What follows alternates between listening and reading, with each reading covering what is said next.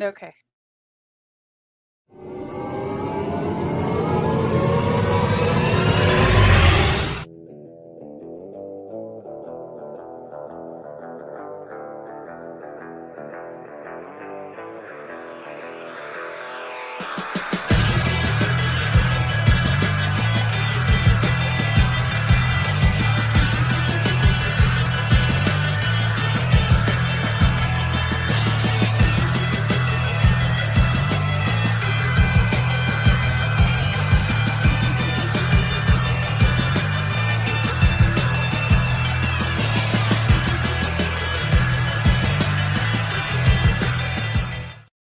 All right, and welcome to another episode of the Jumping the Rail podcast here on the JTR Podcast Network. This is Mark Redmond coming to you from the Noodles position in Champaign, Illinois, joined as always by my buddy Minderz. And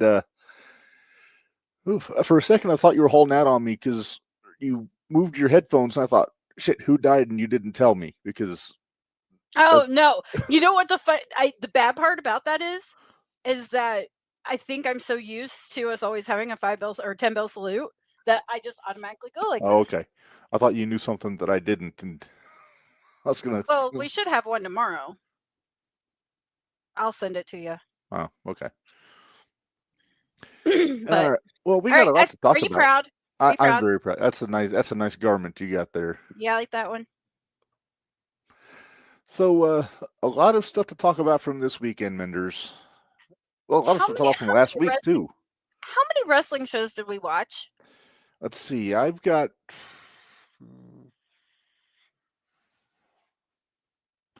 3, but it should have been 5.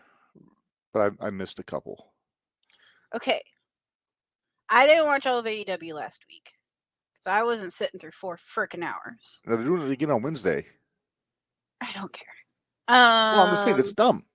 Yeah, it is. I made it through all of NXT. I love the fact that the ass is on your face. That's great. But yeah. Then this weekend was what? Worlds Collide, Money in the Bank. Against all odds. Tournament of Survival. I tried to watch Tournament of Survival. But you watched Cage of Survival, though. I watched Cage of Survival. And I thought I recorded AEW, but since they did it stupid on the grid, it only my DVR froze. Well, it only went 2 hours because it only had the AEW as 2 hours because the other half was Fighter whatever. Fighter Fest. Yeah. Fighter Fest with a Y. Yeah. Yeah. Tony Khan wasn't in the B like I was. All right, let's get to this. We got important things to take care of. We got lots of things to talk about. All right, well, let's get into our regular business here, Minderz, because you watched a lot of wrestling, so I'm worried about you, so I think we need to check your brain. Okay. So here we go.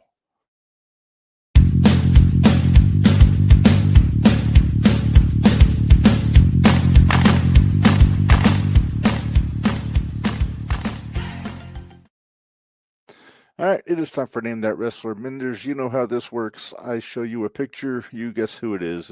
It's really not that difficult. Okay. Hey, Dwayne got all 4 hours, so if you need to borrow them, I'm sure you can. No, I'm good. I'm perfectly fine.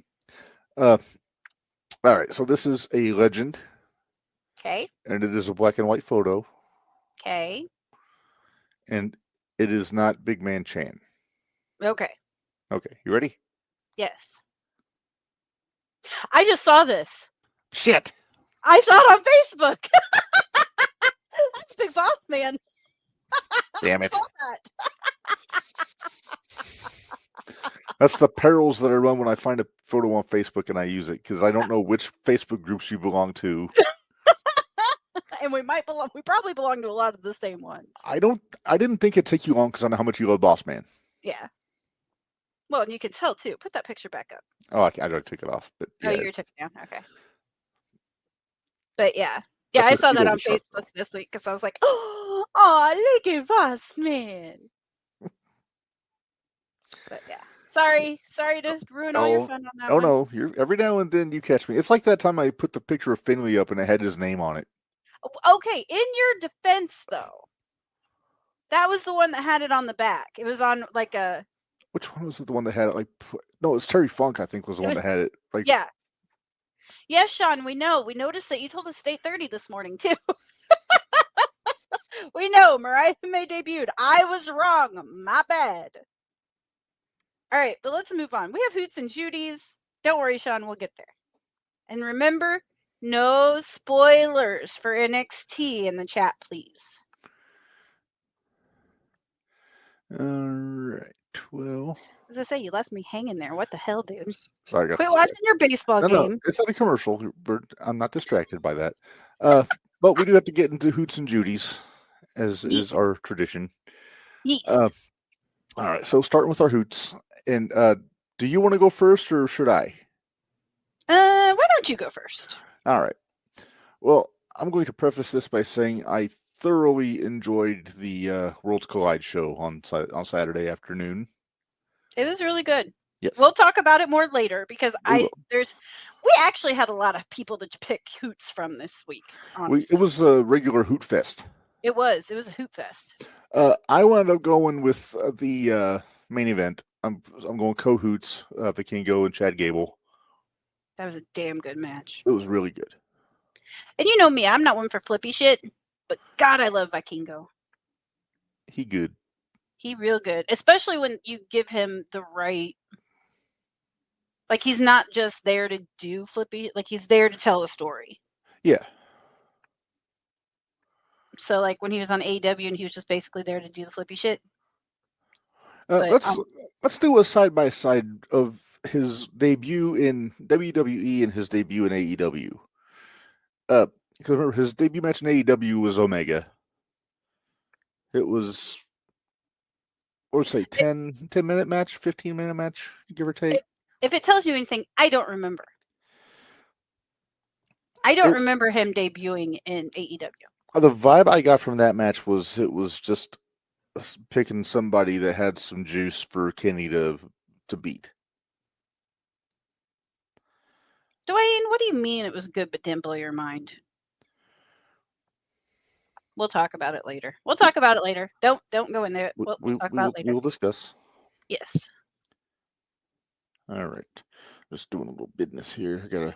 Good Hoots. Good Hoots. Yes. All right. So yeah, Vikingo and Gable. That was kind of the same way they did when they brought Penta in. The best thing they could do is put him with Gable for his first match. Yeah. I'm still waiting for that run-in from Americano, whatever. Well, he was busy. He had to get ready for a ladder match. Uh-huh. Are you still not sold on? Nope. Well, I'm glad you said that because I have a visual aid, and I'm not gonna go to nipples like Wade Barrett did on commentary. Which, by the way, popped me a little bit when he. Yeah, I agree with that. I agree. All right. So, Chad Gable has a tattoo on the back of his neck. Yes. Well, on his back, between his two shoulders. Right. Mm-hmm. I have a piece of video or photo here that's going to dispel any myth that they are, in fact, the same person. How is... El Grande has two. Huh? Oh, El Grande doesn't have a tattoo on his back. That's because the strap comes up and covers it.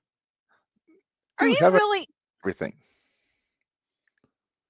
Okay, all right. I'm just going to let go. I don't see a tattoo. I don't want to ruin Santa Claus for anybody, so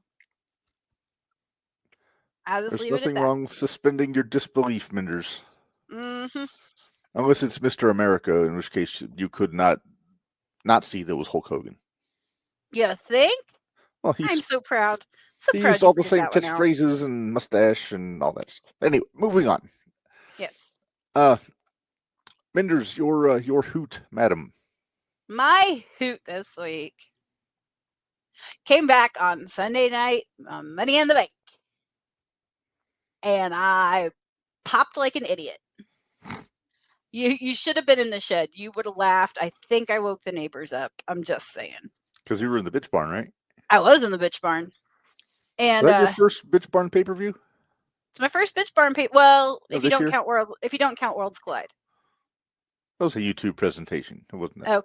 Okay. Then yes, this has been my first pay-per-view out in the Bitch Barn. But yeah, R-Truth, Ron Killings is back, and I can't wait for it to be Ron Killings and not R-Truth. I want a more serious Truth. I think this is going to be great. Well, you're going to get a more serious Ron Killings, and you're going to get a less hairy Ron Killings after last night. After last night when he cut his hair off. I told you I want to see him come out just with his head. I want him to have my haircut. When he comes out next week. He probably will. I'm figuring he will. I am very curious where they're going with Truth. Oh, I am too. Although I'm noticing some similarities between him and John Cena again. Maybe it's just me overthinking. I think you're overthinking this one a little bit. Okay. Well, maybe it's just me overthinking. We shall see. Remember when I sent you guys in the chat the video of the K Crush promo from 2002? That's the Truth we got yesterday. Yes. And I was here for it. Oh, I was too. I was so excited. Even the promo he cut last night. Mm-hmm. Chef's kiss. Chef's kiss. Thanked everybody bringing him back. Thanked the fans instead of thanking the Authority. Why did I call him the Authority? You get my drift. The brass, the powers that be. All right, here you go. AJ's got his good hoot and good Judy. And his good hoot's Chad Gable, which we agree. He gave Vikingo the best match of his career on Saturday. And good Judy is Stephanie Vacker for wrestling 3 times in 3 different venues in under 24 hours. Okay. Was that SmackDown and Worlds Collide not in the same building? I don't think so. Okay. All right. She had a good weekend. She did. I am the truth. I love it. I love it. All right. Let's go to Judy's. All right. Good Judy's. And I was like, who did I pick for Judy's? Oh, I got you. Oh, I know. I was trying to remember though. So my Judy, speaking of Dwayne says who's definitely R-Truth. No, it's Ron Killings. It's Ron Killings. Calling him R-Truth might get you slapped now. Might. I like it. Anyway, Judy's. Anyway, Focus. NXT. Because she looked like a fucking star when she showed up. I'm going Mariah May. I kind of figured you would. I don't know if there were some people saying that they fast-tracked her debut after Truth got released. And there were some saying they were going to bring her up because all the girls that left went up last week. So they needed a little more star power for the ladies division. I tend to think it's the second part. Yeah. I don't think it has anything to do with Ron Killings. No. I mean, there's always conspiracy nuts on the internet saying all kinds of crazy stuff. And we'll get into more of that later too. But she came out. She looked great. Cut a really good promo. Mm-hmm. I'm sure everybody in the crowd knew they didn't say her name, which makes me think they're going to tweak her name a little bit. I figured they will. Which happens. They did it with Starks. They did it with Pillman. You mean Saints and Lexus King? That's what I'm using their AEW names before they came over.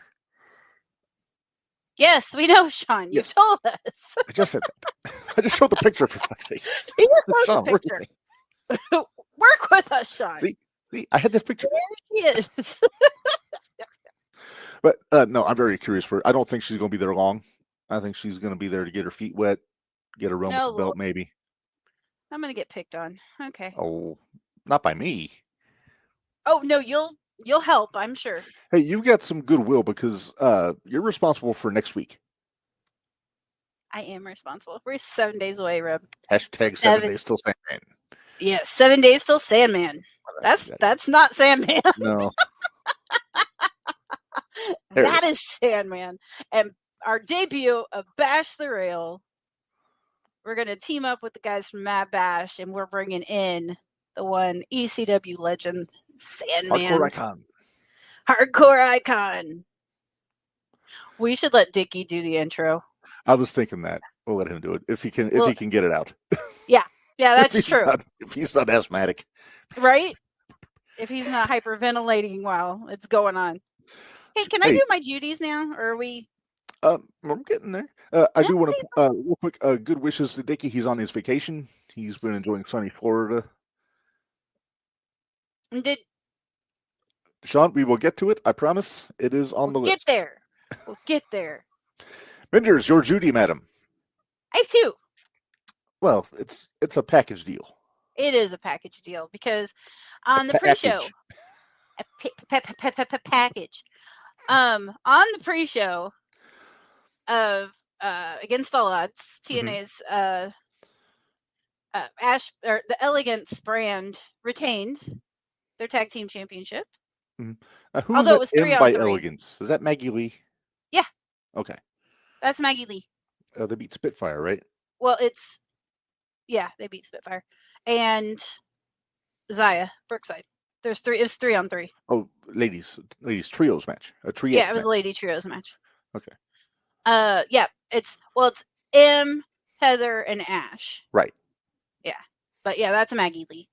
But at the end of that match, as Ash is going on saying how they're the best looking tag team ever and nobody can compare to their beauty, and then some music hits. Mm-hmm. And out walked Inspiration. I'm so excited. I've missed, and I'm going to call them what I've known them as forever, and that's the Iconics. But they've been there. They've been out for 3 years. Yeah, having babies. One of them had 2 kids. The other one had 1 kid. So, and for having 3 babies between the 2 of them, they look in great shape. I'm just saying. Yeah. I mean, come on. So I'm really excited to see what's going to happen now at the women's tag division with them back. So.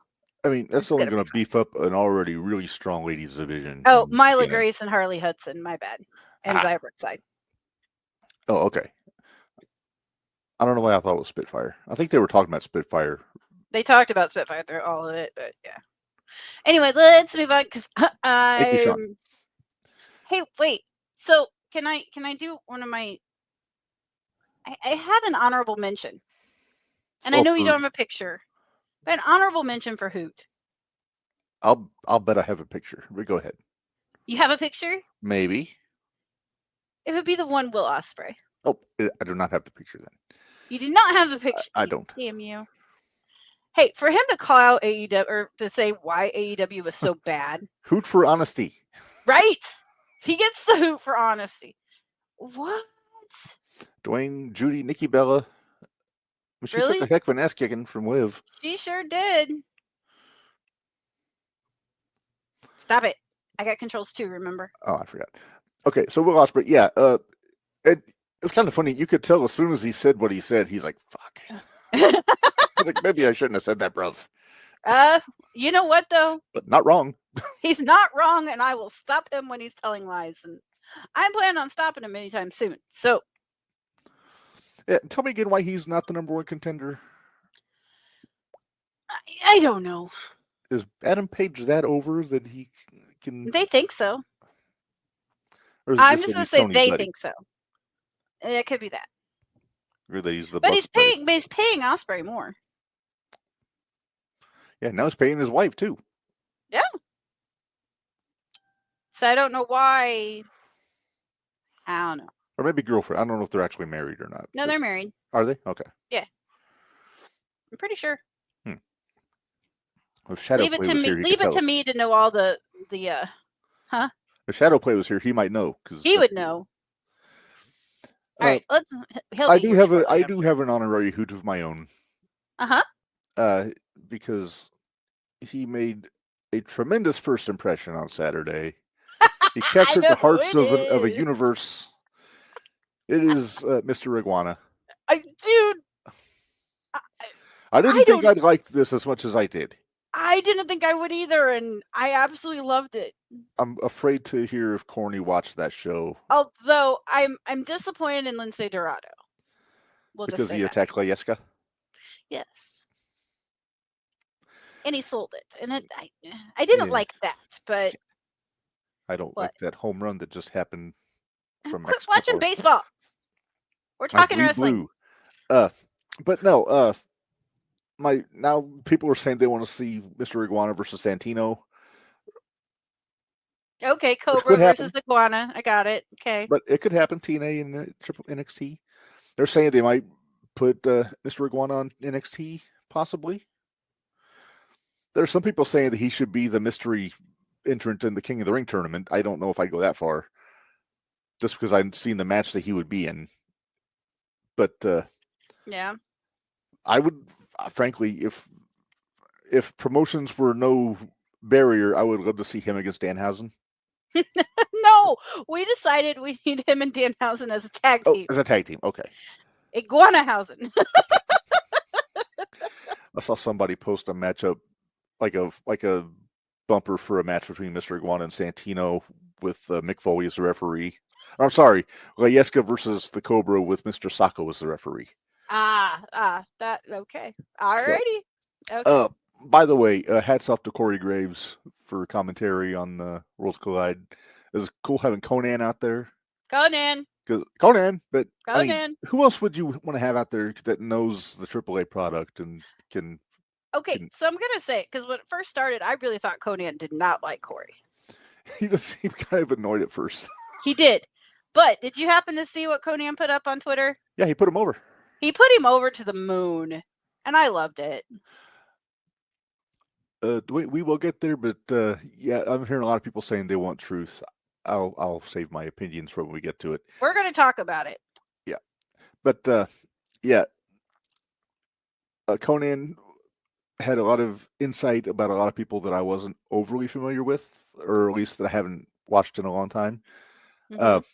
Octagon Jr. got consideration for Hoot because he in the trios match, then he had the match with Dom on the pay-per-view. Yeah, that didn't get announced until after the trios match. Right. They did a good job of teasing a bonus match, which we were wondering because they only had 4 matches announced before Saturday. Yep. And they didn't announce anything on SmackDown, so I was wondering. Yep. All right, let's get to our Stooge of the week because I'm kind of really excited. Stooge made me grumpy this week. I know the Stooge made you grumpy, and for good reason the Stooge made you grumpy. All right, so this Stooge is adjacent to Mount Stoogemore, not one of the 4 faces. Kind of looks like Curly, though. But G'day, that 90s guy. Hey, the 90s guy. G'day. I love the 90s. That's one of my favorite decades. Mine too. My favorite year of wrestling was 1997. But that's 1989. Right now. 1989, 97. Anyway, so you know how I feel about certain finishing moves being protected? Yes. Sorry. I can just tell that you're already irritated. 97 was a great year. It was for all 3 companies. Uh-huh. But anyway, so you got, nobody kicks out of like your One-Winged Angels and your Hidden Blades, and well, they do, but there's. How about let's go to this. Let's just jump directly to the 3D. Nobody kicked out 3D. Only one person did, and that was the last time they did it. Yep. So one of those that I think should be at the top of the list is the J Driller. I agree. Late great Jay Briscoe. Mark Briscoe's been using it since he came to AEW, and I don't think anybody kicked out of it yet. I might be wrong. Notice he said yet. Yet.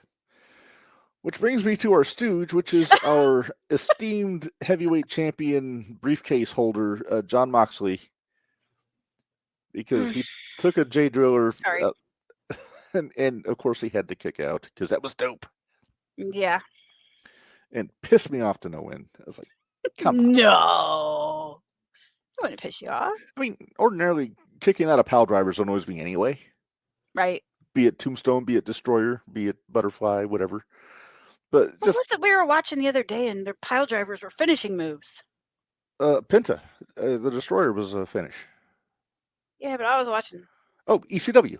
I must have been. Yeah, it had to have been ECW. It was Lance Storm. Yeah. He did the pile driver. Yep. That's what it was. 25 years ago, but still. Yeah, I was like, what were we watching the other day where the pile driver was a finish? but we watched too much wrestling. If I had to say something to Briscoe, I would say don't use the J Driller unless you know it's going to be a finish. He's got he can always go cutthroat driver if you want a near fall. Yeah. Which is his version of the burning hammer that he used to use before in Ring of Honor. Right. But also Moxley, if you don't want to get pinned by it, you have it be close enough where you can put a foot on the ropes or under the ropes or something to where the referee has to stop the count. Yeah. But we're talking Moxley here. So. I know. But I mean, of all people, Jake Roberts is in the back, and if anybody knows about protecting a finish, it's Jake Roberts. Even though his move has been wholly bastardized over the last 30 years. Yeah, his is not anymore. His is, but anybody else's DDT is not. Dwayne, honorable mention for Hoot is Jacob Fatu, he says. Okay, we'll talk about it. Trust me, we'll talk about get to it. We will get to it. All right, so yeah, congratulations, Jon Moxley, for getting Stooge of the Week. He hasn't got it as often as I thought he would. That's because other people have done stupider things. Yes, I just said stupider. There you go. Stupid. Still,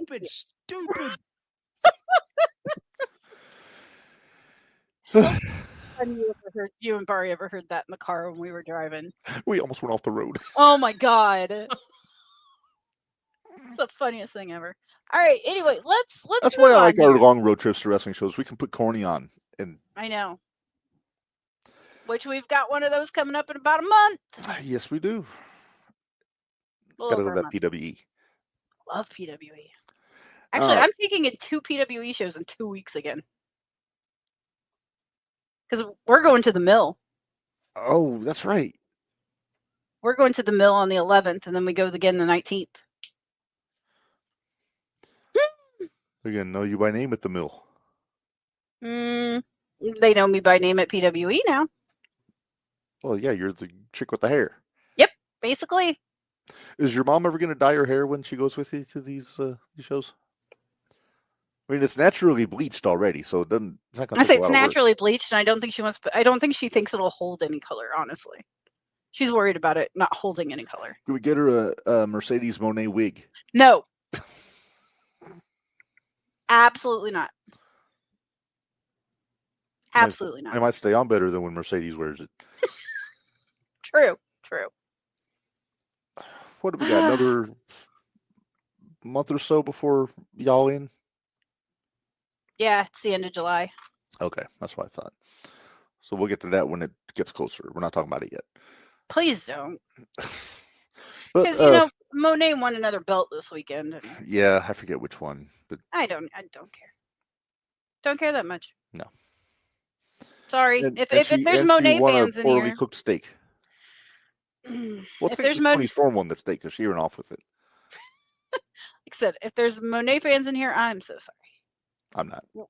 We're not fans. I have my opinions. I've had my opinions since before she was in AEW, so I'll just keep them to myself.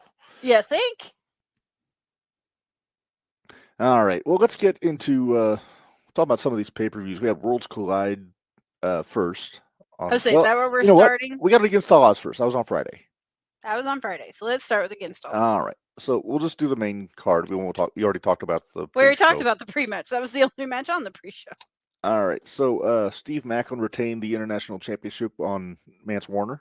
How good was this match? It's a friggin' house fight. I love Maclin. Maclin's awesome. I love Mance. You know how I feel about Mance Warner. But Maclin's just so good. I'm not a fan of whom, Dwayne? Mercedes. He put that up when Mercedes was when we were talking about Mercedes. Gotcha.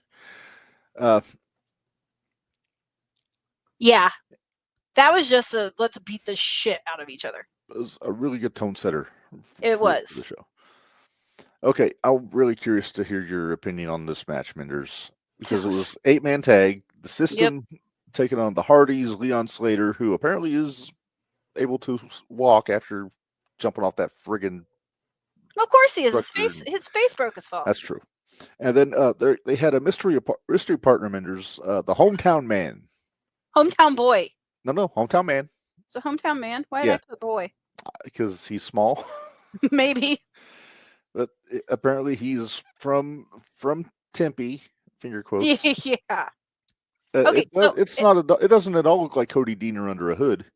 Well, I'm gonna say I honestly had no idea who he was. I didn't. I was like, where'd they get this? I like indie the guy music. from? Yeah, the hometown man. I was like, what the hell? But he was over. Holy crap, was he over? Well, I popped for the Phoenix Suns Charles Barkley jersey from 1993. So I figured you would. The Hardy, Slater, and Hometown Man won. No. This is advancing Leon Slater. He pinned Moose, which is going to put him in line for an X Division title shot. Moose slipped on a banana peel is what happened. He kind of did. Because freaking Slater couldn't even keep his damn pants up. So can we talk about how he spent the majority of the time in the ring adjusting his pants? He pulled up his pants in midair doing a flip. Right? Ridiculous. Suspenders, my friend. A belt. Or a belt. Simple. Or just looser fitting or tighter fitting pants. Here's the thing. I don't know. Did you watch all the Tough Enoughs? Like the old shows? Yeah. No. Okay. I didn't watch. Because there was at one point, I can't remember who it was. Might have been Ivory. She would always complain when the girls would always have to adjust their stuff. She's like, either get gear that fits or change your gear. Because all the girls wanted to be like Lita. Basically. And they kept trying to pull it up. I'm not saying it's not impressive that you can pull up your pants in midair, but you shouldn't have to. But yeah, and one of her pet peeves. I was expecting them to leap off the top rope in his pants to stay where they were. Yeah, they were pretty loose. But yeah. But she was always complaining about the girls' gear, and I was like, "Did they not go by this anymore?" Apparently not. They need a gear czar in the back to police all these things. Like they should have had one for Francine at CyberSlam 2000 when she took her shirt off and her boobs really took her shirt off. Oh, that was so funny. All right. Next match. This match was so good. It really you know how we feel about Mustafa Ali, but he has a soft spot in my heart because he's trained. He worked with Sabin Gage. Yes. But this was kind of a star-making performance for Jason Hodge. Good Lord. I didn't realize how good he was. I've always really seen him in the Good Hands, teaming up with John Schuyler, who's the guy that was doing commentary. Right. But yeah, he got the shine in this match with Ali. I like the story. Apparently, they're all in a group, the Order 4, and Ali's been a little nuts, being a prick. Oh, maybe that was why. Being a prickish leader, I can't imagine what that's like. Right. To see anywhere on TV. I have cockiness is going to be his downfall. Hodge or Ali? Ali. Okay. Now, I was it almost was. There was a couple times I thought Hodge was going to win that match. Oh, I did too. And I really didn't think it'd be an upset, but man, he was so close a couple times. Mm-hmm. So close. Ali did the Van Damme when he went for the handshake and then just gave him the old whiffaroo and walked off. But yeah, I want to see more. Even if it's more tag team stuff, I want to see more of Jason Hodge. Yeah, he was very good. I liked him a lot. All right. Do you have a list? Do you actually have a list of how it went? Did you actually take that good of notes? The order of the matches? Yeah. Yeah. I'm so proud of you. I even have it in bold of who won, so I know who won. I stars by their names. All right, next up. I had a bad couple of weeks, but that wasn't next. Yeah, it was. No, it wasn't. What was next? Next was Masha and... Oh. See, now I feel like an ass. Ha. Anyway. This is why I take notes, too. Masha Slamovich against... And I always mess up her name. Li Ying Li? Yeah, that works. The former Xia Li in NXT. Yeah, just go former Xia Li. It's a lot easier. I like this match. This was awesome. But, I like this. You know, I love my Masha Slamovich, though. Yeah. Although I will say it kind of ruined it for me because I didn't watch this until after I watched Cage of Survival. So you saw her with the belt.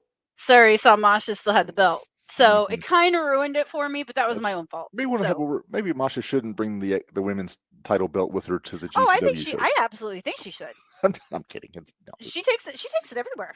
I for the record, also a quick aside, I thought Orso was winning that match. Oh yeah.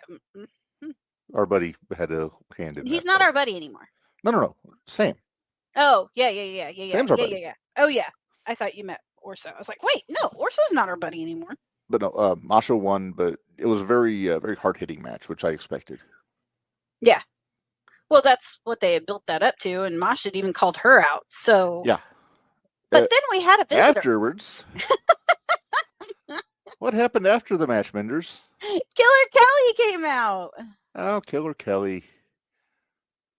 So I'm interested to see where this goes now, because I Yeah, think we might have who might take the belt off of Masha. Maybe. I really liked them as a tag team when they did the MK Ultra stuff, when they were Knockouts tag champs. Right, but that gives them a reason to have a beef. Before they were a tag team, they had a hell of a feud, though, when Masha was a heel. See? But Yeah. I'm hoping that this means Myron Reed's going to come back around and hook up with the Rascals again. Well, is he okay? As far as I know, he's... Have we heard any more since he took that really nasty spill? I think he's still defending the Revolver Championship. Okay. So he took that nasty spill. But we're still getting hoots, Minderz. Sean says my hoot is Jacob Fatu for turning on Solo. We're getting there. We'll get there. We'll get there. But no, he's allowed to say if it's for a hoot. But... Yeah, he's allowed. All right, now we got Joe Hendry and Kazarian. Yeah. Joe had a rough month. He's had a rough month. Does this mean we might eventually get a heel Joe Hendry? Because I feel like he needs a sad to change. bastard Joe Hendry. He needs to change something up. I hope he doesn't go emo like Jimmy Jacobs and start singing ballads. No, I don't think he'll do that. Do you think when he turns heel, is he going to stop wearing the white pants and go to black ones? God, I hope so, because white pants on guys makes me nervous. Especially if they're, Well, it's not even so much that. It's just kind of a dead giveaway, especially if they're like, we're going to the ring and it could be a death or it's going to be a banger. And it's like, you're going to get blood all over everything. Okay. Well, he doesn't wrestle in the white pants. That's just his outdoor attire. Oh, I know, but still. But yeah, Kazarian won. There was some chicanery. Some. I'm just devil's due. Okay. Let's see. What happened? I'll just pop out into the inning. The score's tied, though, 2-2. Oh, okay. No, you were on bated breath to see. Oh, I sure was. All right. Tag team championship, Minderz. The Nemeths against the Rascals. Yep. And sorry, I saw Barty's comment. But it seems like Nick and Ryan Nemeth are trying like hell to get Hollywood Heels over as their team name. I mean, they're trying. It was on their trunks and it was on their jackets, I think. And they still call them the Nemeths. They still keep calling them the Nemeths. No, come on. You gotta work with them a little bit. Hollywood Heels is a good tag team name for heels. Mm-hmm. Might have to change it when they turn babyface. But maybe that's why they're trying to keep it the Nemeths. That's true. That's a very good point. The Nemeths retained over the Rascals. Ryan pinned Miguel. Ryan pinned Miguel. I don't think there was any cheatery. I think it was just a banana peel situation. Yeah. I think Trey missed something and Ryan capitalized. As a good heel does. Yeah. I mean, they played good heels. Yeah. I really like them as a team. No, Dolph hit the zigzag. Well, or whatever he calls it now. The danger zone, they call it now. Yeah, the danger zone. I still like knick-knack. Knick-knack. But I remember he hit that. Yeah. And then Ryan did his finisher or whatever. It's like a inverted DDT or some sort, I think. Because they knocked the other rascal out once, yeah. They sent it back from whence he came. Yeah, I see what you did there, aren't you, punny? All right, let's move on. Let's move on because this next match was a lot of fun. Okay, so this is to determine the undisputed director of authority in TNA. So we had Santino Marella versus Robert Stone of NXT. Santino had Ariana Grace at ringside, and Robert Stone had Tessa Blanchard and Victoria Crawford, Alicia Fox, for those that don't know. Mm-hmm. And who was our referee, Minderz? You know what? I'm actually going to be nice because AJ's going to be so mad at us. But it was Cardona. He was the ref, and he was out there in ref, like black and white striped ref trunks, and had the ref, like, shirt on that had the arms cut out. And he got money. He got money from Stone ahead of time. Stone tried to pay him off but I guess he didn't pay him enough because Cardona called the match down the middle. He didn't play favorites. He let the lady stay out there for a little bit longer than I think he should have. But he did admonish them though when that dastardly Tessa Blanchard stole the Cobra and ran off with it. Thank goodness that Grace had her backup Cobra. Yes, which I was confused because I thought they said that the Cobra was banned.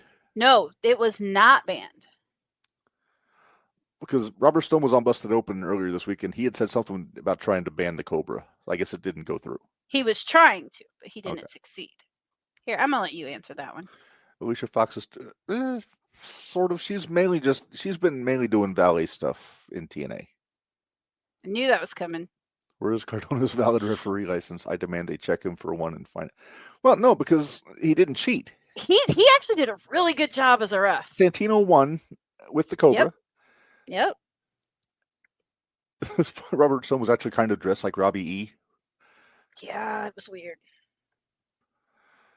But yeah, so now Santino is the undisputed director of authority for TNA. He got his badge back and everything. Yep, he did get his badge back. It was a serious Santino. He wasn't doing the power walk and the trombone business. Nope. We still had the Cobra, but yeah, that's just a devastating finish. Right. But all in all, it was a really good match. Yeah. Like I said, Cardona did good. He called it down the middle. He didn't allow weaponry. No. At least not that he saw. No. He didn't get overly physically involved in the match. Stone pushed him, and he pushed him back, but that's about as far as that went. Oh, he did find the brass knucks in Stone's ear, though, at the beginning. I like how Santino just voluntarily gave up the mop handle he had hidden in the back of his singlet. Right. Yep, here you go. Which almost made me wonder, though, if he had something he could have done that and then had something else hidden. Like maybe he had the brass knucks or Ariana had him. Yeah, but it's okay. Ariana was having some trouble keeping her top up. Top up? Yeah, I noticed that too. Almost had a Francine moment. Yeah, about did.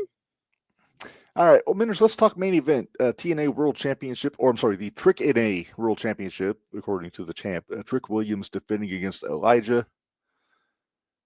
And you forget how good Elijah is in the ring. He's so good. He really is. But I've only got one thing to say about this match. If you ain't cheating, you ain't trying. It's very true. Very true. And flop dollar, go the hell away. Yeah. Although I don't mind KC Navarro. I don't mind him. Unfortunately, Mike Santana put him through a table earlier in the show, so he wasn't out there. Yeah, he wasn't. I told you this off before we went live. Mike Santana is going to be their guy sooner than later. Yep. I wouldn't be surprised. What's their next pay-per-view? Oh, he should have made it onto the top 10. I didn't put him on. Some bitch. You want me to add? I Adam. added mine. Adam. Okay. I'll switch one out of mine. Okay.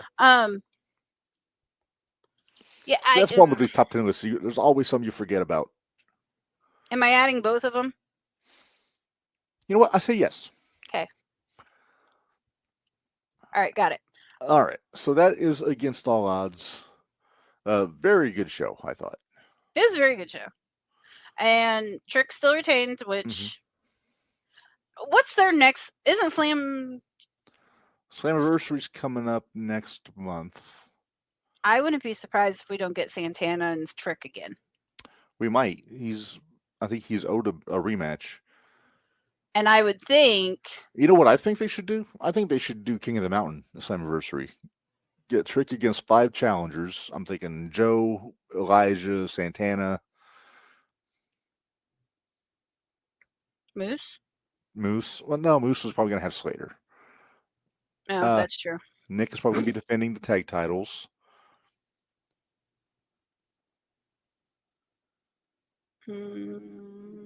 Kazarian. Sammy. Callahan. Hammerstone. Oh. Hammerstone. I'd be okay with it. Well, you saw that, didn't you? Yeah. Yeah, Hammerstone. But yeah, I'd like to see them bring back the King of the Mountain just to see him stack the deck against Trick, just to try to get the belt off of him. But I mean, you could always still see some NXT guys in there too, though. I don't think you can. I don't think you should. I don't think you should. I don't think you should. I could see them doing it. If they're going to do a King of the Mountain, though, I don't think it should be NXT guys. It should just be all TNA guys trying to get the belt off. It should be all TNA guys trying to get their belt back. But then you got to be careful of really who all you put in there, because you don't want to bury some of your good guys. You don't, I'm a little concerned about a King of the Mountain idea, but yeah. It's a weird concept because you have really to go up and you got to hang the belt up. You don't pull the belt down. You have to actually hang the belt from the thing, which always just struck me as odd. Anyway, okay, moving on. Let's move on to Saturday, Minderz. We'll start with Worlds Collide. Okay. I don't have these in order, but I do have all the match results. Started off with the trios match. Yeah. LWO of Dragon Lee and Cruz del Toro with Lince Dorado against Octagon Jr., Aerostar, and Mr. Iguana. It was so good to see Aerostar again. Can we first mention, I didn't notice it because my Spanish is not so bueno these days, but apparently the gal singing the national anthem messed up something. Blue Demon looked like he was going to kill her. Oh my goodness. If looks could kill. His side eye was better than Sugar's. His side eye I wonder if we can take this and put Blue Demon's mask on. Oh my god! Go for it. You try it. We'll see. You're the computer whiz on this one. I've never been a computer whiz a day in my life, but anyway, we talked a little bit about this match because we were talking about Mr. Iguana. Yes. But, yeah, every fiber of my being said I should not like Mr. Iguana, but also you gotta know what you're getting into. This is a Lucha Libre show, and that's what I mean. That's what they do. That's what they do. So, like I said, it didn't, like, all the flips and everything didn't bother me as much because I knew that was what I was watching. I knew that was what I was getting. So, I'll tell you who impressed me in this match, Minderz, was Cruz del Toro. Yeah, he did a good job. Cruz he was sharp. He was.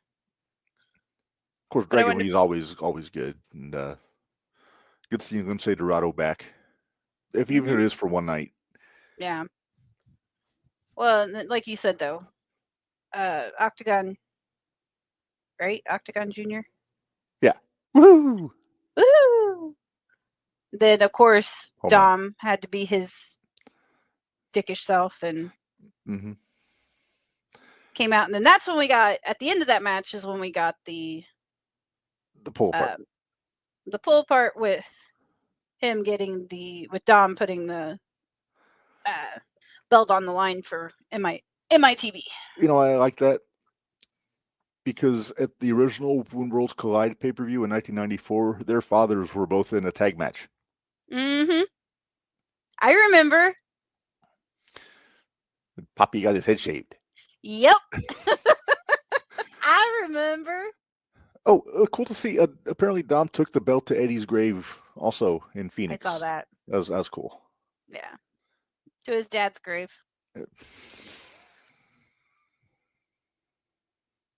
Sorry, couldn't resist. I know. Try. Okay, got it. All right. Second match, And I'm kind of surprised this wasn't the first match, just to give Stephanie time, but it was Stephanie Vaquero and Lola Vice against Chica Tormenta and Dalis. Mm-hmm. Very fun match. How'd you like the double head gimmick from Lola and Stephanie? Go for it. Everybody Was seems Booker to like T it. there? Did anyone check on him? No, they checked on him. Oh, that was the NXT last week. They were like, "Are you okay, Book?" Since Steph's gone, I was like, "Oh my god, seriously." But yeah, I mean, this match was what I thought it was going to be. You and I kind of picked this. We kind of figured it was going to go 3-2. There's going to be, Oh, the score for yeah. I'm not surprised Lola did most of the heavy lifting in this match. Keep Well, Stephanie fresh for the pay-per-view. I would say when you were like, "Well, I'm surprised they didn't put her on." I'm like, she only did like 4 or 5 minutes worth of actual wrestling, so she's good. She's fine. Lola looked good in that match. And that was the first time I'd seen Chica Tormenta and Dalis. So Me too. they're two rough and tumble veterans. Well, Dom and Nick. Tom and Nick. Tom and Nick. But all right, what was next? All right, next I believe was Legado del Fantasma versus El Hijo de Dr. Wagner Jr., Pagano, and Psycho Clown. Can we talk about how much we love Psycho Clown real quick? That mask was kind of amazing. Yeah. I love his mask.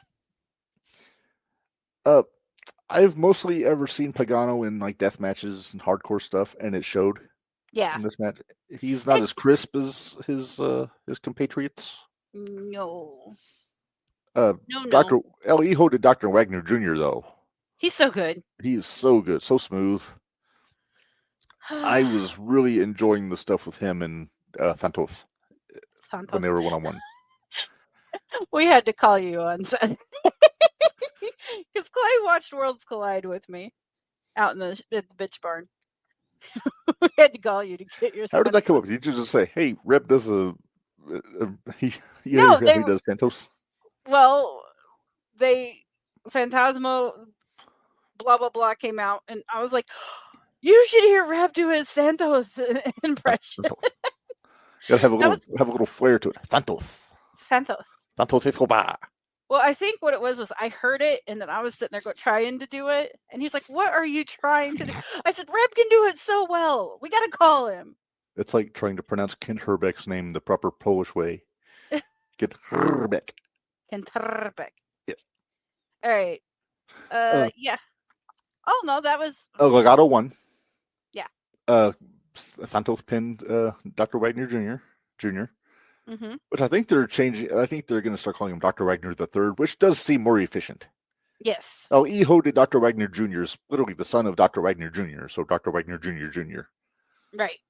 So Dr. Wagner III just it rolls off the tongue a little bit more. If you want to go the Espanol, you can go with Dr. Wagner El Tercero. Ooh, listen to you. I know, that sounds fancy. I learned that in Barcelona. I'm sure you did. All right. Next up. Do we have any Spanish, or do we have any listeners in Spain yet? You don't have to check. Oh no, I have to check. Oh, you have to check to see if you need to make an apology? Yes. Also, probably ought to check, see if we have any listeners in the Middle East, just in case when we get discussing other things, that we don't take anybody off. Let's see, Spain. No. Okay. We are safe. All right, let's move on. All right, moving on. We've got the North American Championship: Ethan Page versus Javon Evans versus Laredo Kid versus Rey Fenix. That one was before the El Legado Fantasma. No, that was before the main event. Oh.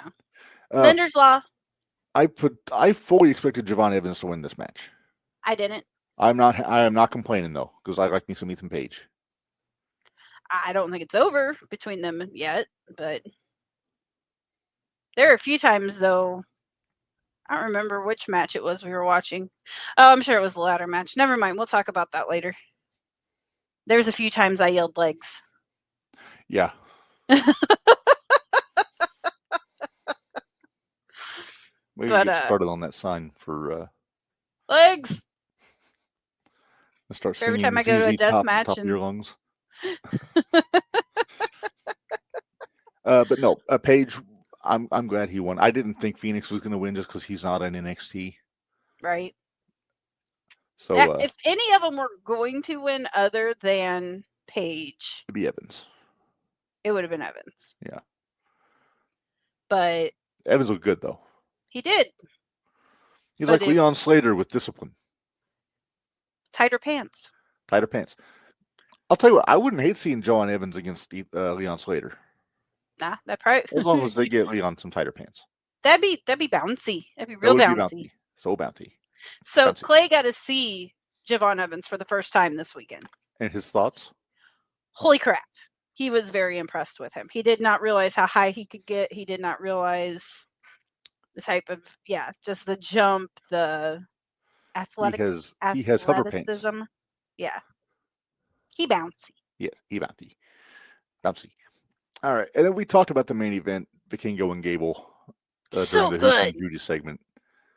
So good. If you get a chance, go back and watch it. It's on YouTube. It's free. Yeah, it's true. Go back and watch it. This was good because it showed that Vikingo is capable of more than just flying around. Yeah. You got to see the guy wrestle. And he did some flying around, He but did. it wasn't obnoxious. That 630 to the floor almost gave Corey a stroke. Yeah, no kidding. Conan did not sound surprised, though. Would you? Are you making a prediction, or is it He's making a prediction. Okay. Predictions are okay. Spoilers Predictions are are not. okay. No spoilers. All right. And then, so that was everything with Worlds Collide. They did that was one of the better shows. And I like when they put shows on YouTube. I do too. But Made yeah, it nice. Yeah, so that carries up into Money in the Bank. We talked Which about I totally dropped the ball on and had to go back and rewatch the women's match. And then I kind of didn't really watch it. I didn't watch it. I saw the end. So the fans were fashionably late on this one. From what I understand, it was not their fault because all the shit going on in LA. I guess it was hard to get through the roads and all that to get to the show. But they had to go a mile and a half to get to the other building. Well, if you went from one show to, but the people that didn't go to the Worlds Collide show going to So by the middle of the show, they were packed. It was good, it was sold out. Yeah, it was sold out. But yeah, just the first couple matches, it was about half full. Yeah. And of course, the trolls on the internet were all over. It's like, oh, look, they said they're sold out, but there's nobody there. It's like, yeah, there's a fucking riot going on in Los Angeles, and they can't drive through it. Jackasses. And I say riot somewhat loosely. I'm just saying. Yeah, not an actual riot, just lots of people, lots and lots of people all at the same place at the same time. All the information got orange washed, but that's neither here nor there. Anyway, Money in the Bank. Money in the Bank. All right, kicks off with the women, as they usually do. Yes. Great tone setter on this one. Naomi versus Rhea Ripley versus Julia versus Roxanne Perez versus Alexa Bliss versus Stephanie Baker. Stephanie in different gear, which I figured she'd just go from one show to the next in her gear. But no, she'd have to make a statement. I think first off, I will say I was right. I picked Naomi. We were both right. But I think we were both disappointed because I had two scenarios. Yes, I didn't do that. I just picked one. I had two scenarios. You had two scenarios. Yeah. Although if it wasn't Naomi, I wanted it to be Roxy. Mm-hmm. Well, those were my two. Mm-hmm. I stuck with Naomi, but yeah, Roxy, I would not have complained. I wouldn't complain about any of them, to be honest with you. Well, yeah, I wouldn't have complained about any of them. But I thought it was still too soon for Julia and for Stephanie. Mm-hmm. Rhea doesn't need it. Alexa just came back. Yeah. Naomi's the one that really needed it the most, I think. She needs it right now. Oh, she made Biggie cry at the post show. Damn it, what a heel. Well, no, like Not in that way. No, I know. Actually, he made her cry, and he got teary too. Big E needs to know. Don't make the heels cry.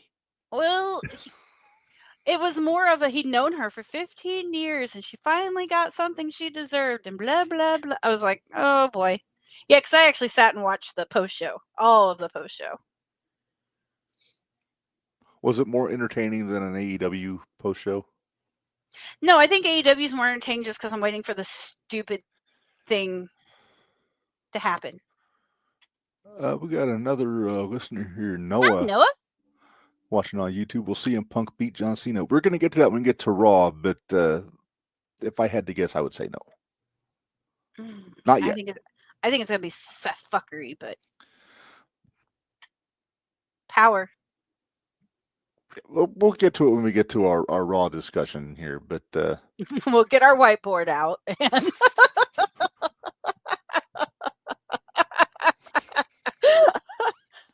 and Rob and I each have a different one, so we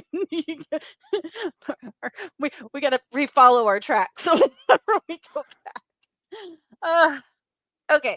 All right. So wait, Naomi won. Naomi won. Money in the Bank. Very good performance. I usually don't care for ladder matches, but this one was actually pretty good. Yeah, it was. I mean, it was what it needed to be. So. Mm-hmm. Next match was Dom and Octagon Jr. Yes, I thought that was really good, and I thought Octagon had him there a couple times. I was hoping. It was a very good match, and they're trolls on the internet saying, "Oh, they buried Octagon Jr." They gave him a fucking pay-per-view match for a title after they put him over huge on the AAA show, right? And not for nothing, he did go to the back, and apparently he tearfully thanked everybody for having him. So, so if anybody's going to be upset about it, it'd be Octagon Jr. If he thought he was buried, but if he thought he was buried. Again, I don't think people know what the word bury means in wrestling. Right. Like, that's not being buried. Nobody gets buried because they're all getting TV time. Right. People said the Jey Uso got buried. I'm not discussing for later, but we'll get to that when it happens. But okay. All right, Becky Lynch versus Lyra. I liked this way more than I thought I would. See, and I didn't. Well, I know how you feel about Lyra, though.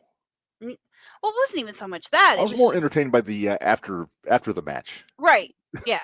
Yeah. For the record, I did not see a pull at the tights. There was not a sufficient camera angle to see it. You are correct. You are correct. As I usually am, but go on. Oh, jeez. I liked so Lyra fulfilled her stipulation by raising Becky's hand, which she only really had to do once. But Becky made it a big deal. Becky insisted on making a production out of it. Had to go to every side. As soon as she asked Lyra to put the belt around her waist, that's when I was okay. She's going to do something to her. She has to at this point. She's Otherwise, she completely. Despite what I just said, she buried herself, but she didn't. Then you're buried. That is being buried. But no, she took a German suplex and a Nightwing while wearing the belt, which really says something about the Velcro that they use on the strap. I was going to say that was impressive. So Becky is our new Intercontinental Champion. She's just a Women's North American and U.S. Championship away from the Ladies Grand Slam. Yep. All right. Next match was the Men's Money in the Bank ladder match. Seth Rollins versus Penta versus El Grande Americano versus Andrade versus LA Knight versus Solo Sikoa. And a quick aside here, and AJ will pop for this. Why didn't Penta interfere in the Octagon match? I don't know. If you want long-term storytelling, right? Or vice versa, Octagon come out and interfere with cost Penta. Right. Now we wait for the comment. Yeah, now we wait for AJ to put his comment up. Very good match. It was. They saved the fuckery for when it mattered. Yes. Breaker speared the crap out of El Grande. Oh yeah. Oh yeah. The poor Andrade. The poor guy took his He got his ass kicked a lot during this match. A lot. I don't usually make these comments, but Andrade deserves better. He's so good. But he's just not You know what? over. I honestly, what I think they need to do with Andrade? NXT. He did great in NXT when he was in awesome NXT. in NXT. Yeah. Put him against Oba. You'll have a hell of a match. That'd be really good. Or Not quite teasing me with a good time, because the teasing me with a good time was Andrade and Ethan, North American Championship. There you go. That's better. I like that one better. And it's not because of the size thing, because Andrade is a big enough guy, but it feels like he'd be able to do more in NXT. Yeah. Send him to TNA. Yeah. For something. Have him against Moose. I was gonna say, put him against Moose. Because you can't really put him against. Are you teased with a good time yet, Minderz? Yes, now I am teased. No, I think the funnier part was when we were talking about, who are we talking about from TNA? A lot of people. Hotch. No, we were talking about Hotch. Yeah. And I kept messaging you, and I was like, Hotch and Camaro. Andrade and Ali. Oh. Have we seen that? I don't remember. Because I know we got Andrade and Cedric, didn't we? Uh-huh. So we might have gotten Ali, but not this Ali. We might have gotten Ali, but not this Ali. So maybe. But no, yeah, we were talking about Hotch. We're putting him over. Yeah, we were talking about Hotch, and we had put him with, like, Camaro. Who did you said Carrot, didn't you? I said Carrot. Yeah, you said Carrot, which is funny that you said Carrot. I said Camaro. One of us said Gary J. I said Gary J. I said Macklin and Gary J. Yeah. Macklin and Gary J. Yep. Because of the chops. Right. All right, let's focus back on Money in the Bank. Yeah, okay. Back to Money in the Bank. So Bronson Reed and Braun Breaker come out and help Rollins go through everybody. Which expected. So then the Bloodline came out, Mateo and Fatu. Mm-hmm. They start wrecking everybody. Then Fatu helps Solo get up on the ladder. Yep. And then what happened, Minderz? Fatu grabbed his ankle and started to pull and said, I hate you. But before that, is the thing that popped me was just when you got the slow burn. Before he even grabbed Solo, he just looked up at him. There we go. Yeah. Well, I think I even messaged you at the first look up, and I was like, oh, I smell a heel turn. Or I smell a turn. I smell a turn. And then I think by the time you looked at it, it already happened. I was like, yeah. If this gets me Fatu versus Mateo. Yeah. Yes, please. Yes, please. I still want to see Fatu, though, and Breaker. I think that's going to come eventually. I hope it does. We'll have to wait and see what happens with the draft. Mm-hmm. Because maybe you'll get to be where Breaker challenges Fatu. They're not going to break those groups up, though. No, but they might move Rollins' group over to SmackDown. I don't think so. I think they'll stay on Raw. I wouldn't be surprised. Anyway. I could see them splitting with Bloodline, though. Maybe move Fatu to Raw and keep Cobb and Solo on SmackDown. Yeah, I could see Fatu going to Raw. Yes, I could see that. Right. But then, do you have to change? If you do that, you'd have to switch. The titles.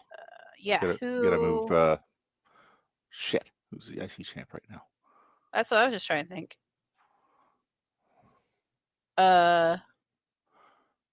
Dom Mysterio. Oh yeah, Dirty Dom. It's Sucio with the Dirty Sanchez. Mm-hmm. And he got to move him and all of his ladies over. No, he is the gynecologist of professional wrestling, as you know. He kind of is. He's living out every man's dream right now. How do you say El Puss Hound in Spanish? I say he's dating Liv. He's married. His ex is Rhea Ripley, and his side chick is Roxy. And then he's got the wife at home. Yeah, I said that. I said he's married. Yeah. I saw something, I forget where, but they outlined like her rules for Dom on the road, like with Liv, like during appearances. So he's following orders. So he's not. Well, they never kiss. No, they never kiss. No, Maybe kiss on the cheek, maybe, but never. It's usually the Eskimo kisses, like the nose. Right, the nose rubs, But yeah. But then I guess she insists he always have his wedding ring on TV. Well, that's fine. This is fine, you know. Yeah, that's. It makes him seem more of a sleazeball if he's married and he's got all these chicks around. Exactly, so it works. It's fine. Yeah. I'm surprised she hasn't put her foot down about the mustache. Dear God, please do. The stash has to go. But no, if he loses the stash, he looks like a baby again. I was gonna say he can't get rid of the stash until he turns babyface. And again, you can't lose the mullet if you keep the stash. Otherwise, you look like Peter Avalon. Yeah. No. Anyway, just finishing up this match here. I'm surprised we didn't get a Punk run in or a Sammy run in. I was too. That was the one thing I was waiting on. But I didn't think if they did, it was going to do anything to keep Seth from the briefcase, because we both figured Seth was going to win. Especially with your logic after Naomi won. After Naomi won, I knew Seth was winning. Which is crazy that I have my logic just automatically took me there. But can we put over Wade Barrett's journalistic integrity? God, I love him. I love him as a commentator. I really he shut down Michael Cole at every turn on the Gable Grande stuff. It was to the point where he said that their nipples were different. Yes. Now I just picture Barrett with like a tape measure in the back measuring circumference. No. And then he says like, Sean has predictions. Oh, let's see. Roxanne is not winning Queen of the Ring, and Liv is going to dump him. We'll see. We'll have to see on that. We'll have to see. I haven't got that on my whiteboard yet. Yeah, that's not on my whiteboard either. And we're not doing whiteboards next week, Minderz. No. Wonder why. Sandman! All right. But yeah, so Seth won the briefcase. No big surprise there. I figured it would, just because that was going to push that story further. So yeah. Although, all right. Well, we still got a main event to talk about here. Yep, we still got a match. All right, so we got our tag match: Cody and Uso against Cena and Logan Paul. Logan doing more drone falconry. Yeah, well, did that work out? I'll tell you, I'm impressed they didn't break the drone with that superplex. They broke it when Jay landed on it. Did Jay land on it? He did. Oh. When Paul did the after the superplex, and then yeah, when all you saw was Jay's like lower Jay's like head torso. all of a sudden. Yeah, no, that was when he broke it. That was when he smashed it. I hope that didn't come out of his paycheck. I hope that didn't mean he got punished the next night. Paul broke probably my drone, you son of a bitch. Paul probably paid for it. That's probably his personal drone. Probably. He'll get another one. He's fine. I liked the back and forth with Cena and Logan when they were bickering. I did too. That was good. And Cena had to get back on. Then Cena was one that reacted when he saw Uso getting close to the tag, and then he's like, "No." It's like, okay, that's good stuff. Yeah, the storytelling in that was actually. This is why I hate to admit it, but Logan Paul is actually really good. If he wasn't such a prick. But that's why you hate him. Yeah, but you don't hate him for the talent. Idea. That's the whole thing, though. Yeah, but that he's using all of that you hate about him as his character. Mm-hmm. It's like Tully Blanchard. Tully was really good in the ring, but he was such an asshole on promos that you couldn't like him. Right. I mean, Tully wasn't as athletic as Logan Paul, obviously. Well. He wasn't doing frog splashes and whatnots. Whatnots? Shut up. Yeah, I can't think of what the name of his finisher is right now. It's the Pulverizer. Oh, yeah, the Pulverizer. Which is a really good name for a finish. It really is. Damn it. I know. Let's talk about the finish, because Cena did his usual finish of nut shot and belt shot.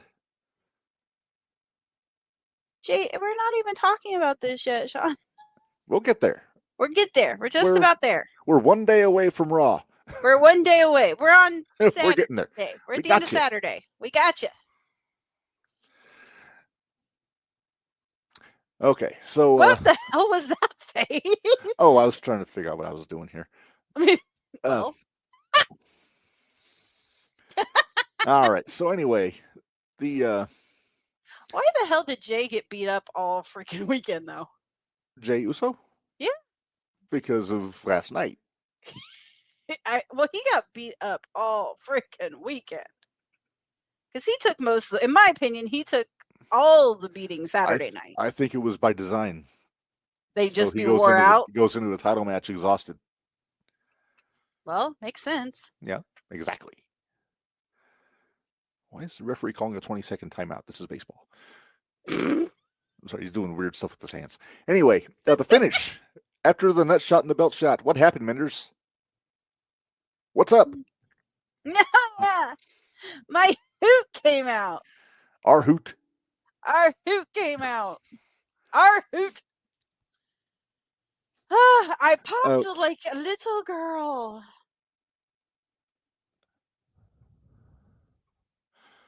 The Dwayne, I know you and I will never agree on this. Never. But we'll never agree. I think Wade Barrett popped me he had one of my favorite lines that wasn't nipple related. When Truth comes out and Cole's like, I thought he left the company, and Wade says, maybe they didn't tell him. I forgot about that. Which, I mean, it was fair to think about on Saturday. After last night, not so much. Right. But on Saturday, right. Yeah. So Truth belted Cena. He shit canned out, and then Cody pinned him. Yep. Crowd rejoiced. I was so excited. I was like, who is this? And then I kept looking like. As soon as I saw the shirt right up a little bit, and I saw the ad, I'm like, oh shit, that's Truth. That's Truth. And I just like. And now everybody's asking, was it all work? Was it a shoot? Where's Gary?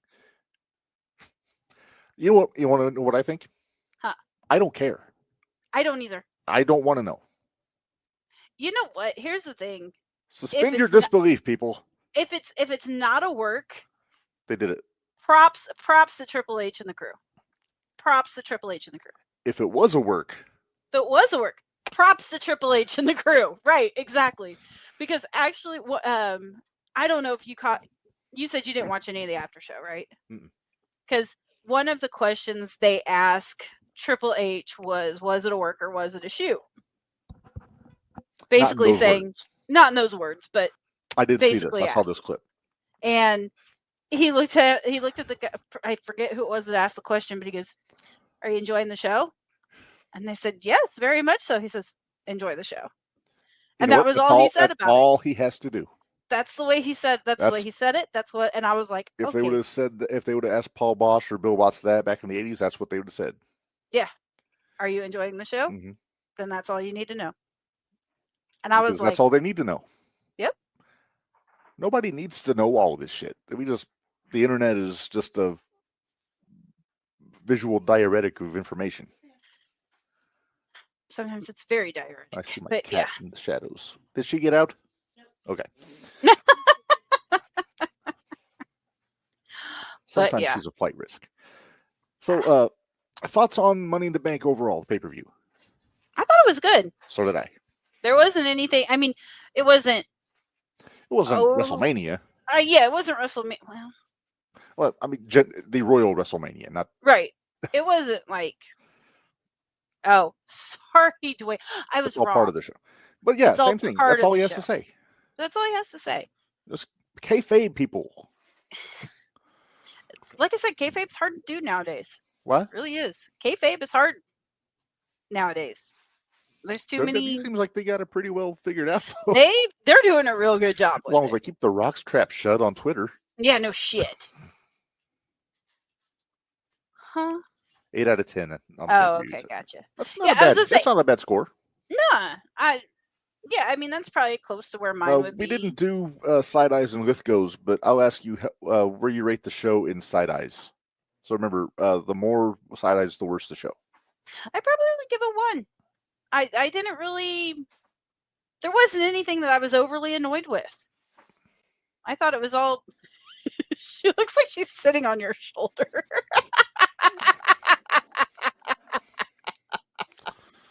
She would be furious right now if she saw this. Oh yeah, she would. I'm going to agree. I'm going to give it one Sadlith go. Yeah. How was it? Dickie kept doing last week. I don't know how many Weezers he would. Yeah, I don't know how many. He'd probably do about the same. I don't think he would have hated it. Probably, yeah. Okay, out of those 3 pay-per-views, Minderz, which one do you think was the best one?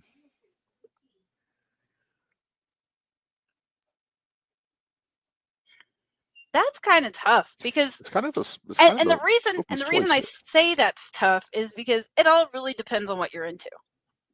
Definitely, yeah. Because obviously, if you're into lucha, then AAA is going to be your favorite. Mm-hmm. Worlds Collide's going to be your favorite. And then the other 2 had a nice mix of everything. That you kind of got a little bit of everything on all of them. You know what? I think I might actually go with Against All Odds, though, was probably my favorite. I am inclined to agree with you on that one.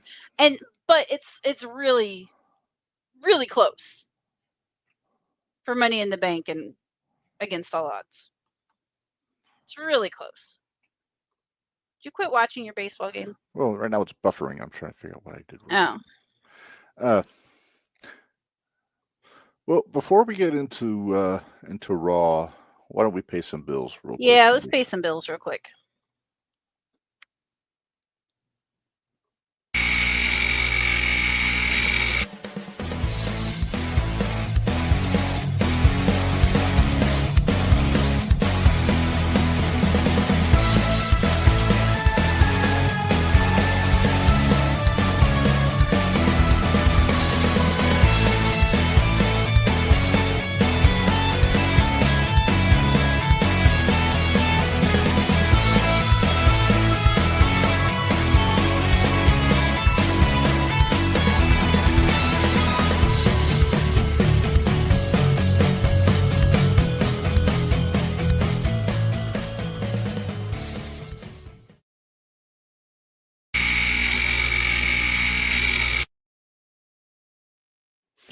All right, we are back, and we got to get into Raw here, Minderz, because they kicked off the King of the Ring tournament and the Queen of the Ring tournament, both of them. Do you have each of the You said you. I thought, yeah, the brackets. Yeah, I do. Okay. That'll help me figure out who I think's going to win this. So. Okay. All right. First thing we got to talk about, though, we're going to talk about the open of the show with Cena and Punk. To those that know, it got juicy. It got real juicy. It got real juicy. Now, did they make that match official for? Yes, it is official. It is official for Night of Champions. So it's a matter of time before the sanctimonious blowhards on the internet start calling Punk a hypocrite. Yep. Give it time. Well, no, they kind of do anyway. But here's my take on that. You know who else said they would never go to Saudi Arabia? Cena? Sami Zayn. He did. Because he would have been killed. Right. But he can go. He goes over there every time now. Yep. So Punk isn't allowed to change his mind, or Well, here's a big boy. I think the $1 Million Man said it best. Everybody has their price. That's true. I mean, you make good money doing those Night of Champions shows. They do. Even if they don't actually sell tickets to the shows. I mean, the Prince or Raja or Sheikh I still don't know what the leader of Saudi Arabia is called. I think the Crown Prince, maybe. Yeah. That sounds the most right. So we'll go with Prince. We'll go Prince. But he ponies up some big shekels for WWE and UFC, for that matter, to come over there. Right. And now with UFC and WWE being under the same group. Yeah. I mean, come on. I am surprised. I thought they would save this for SummerSlam. I kind of did too. But that just and makes me wonder. Maybe we'll get it at SummerSlam though. There could be a rematch. I think there could be a 4-way. Okay. But I hope not, because what I also think they could do, if they decide to, they could go Cena versus Killings at SummerSlam. I hate you sometimes. Am I teasing you with a good time, Minderz? You damn straight are. Okay. All right. So anyway, we had that happen. We had Becky come out and demand an apology from Lyra for beating her up and dislocating her shoulder by raising her hand too hard. Yeah. Did you hear about that in the after show too? What? Apparently, Becky's daughter cried. Yes. Cried because of what Lyra did. She's also cheering for Naomi. Yep, she sure was. And the disrespect, because people didn't stand up when Becky walked into the room. Nah. Yeah. Oh yeah, she was on a kick. She was on a kick after the show. So I'm a little confused, and here's why. All right. So Becky's out there on Raw. She's demanding Lyra come out for an apology. Lyra comes out with angry face, and she's marching out. Shoulders are hunched over. She's going to kick some butt. So then we get Bayley, which we kind of all expected it. Well, we thought it was going to happen. Money in the Bank. We thought it was going to happen. Well, we knew it was coming. Yeah, we knew it was coming. So Bayley comes in, and as she's whooping the crap out of Bayley or Becky, then you show Lyra on the floor. She's looking perplexed and concerned almost.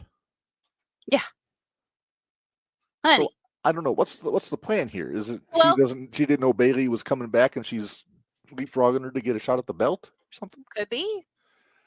Maybe she was perplexed that didn't understand. Yeah. That's what I keep coming back to, is that she didn't think Bayley would try to leapfrog her spot in the title hunt. Right. So that means we have babyface Bayley and we have babyface Lyra. Which we had before WrestleMania. Right. But I don't see Lyra turning heel, though. I don't either. But why bring Bayley back babyface? To feud with Becky, because Becky took her out. Well, okay. Now, do they use this to move Lyra up? Maybe put her up against Io? If she wins against Io, I'm going to have a problem. I don't think she'll win against Io, but move her up the ladder a little bit. I think she's earned it. Okay. She better not win. I don't think she'll win. Okay. I'm trusting you on this. All right. If Lyra beats Io for the Women's World Championship, I will dye my beard. No. Either that or you have to wear what I got you from Florida. Now, I still don't know what you got me from Florida. So I know. I'm concerned. I know. Is it something emasculating? No. Is it I ridiculous? wouldn't do that to you, huh? I just want a little foothold of. Am I going to find out what it is on Sunday? Yes, I will bring it Sunday. Okay. I will bring everybody's gifts on Sunday. Okay. It's like Christmas. It's like Christmas all over again. Bucky's Christmas. Yeah. All right. So anyway, we kind of talked about Truth's promo on the table. So good. So good. You get a chance, go back and watch that. So good. You should. It is on YouTube. Now we get Cut his hair off. Yeah. We can talk about the women's Queen of the Ring. Well, we're going to get to the tournaments now. So okay. So it started off, and I don't know which one I have on top of which because they're kind of okay. I got to figure it out. So we'll start with the Queen of the Ring because that was the first tournament match we had. So here's our bracket, and the match we had was Rhea Can you take versus. down our little corner? Oh thing? Yeah. Because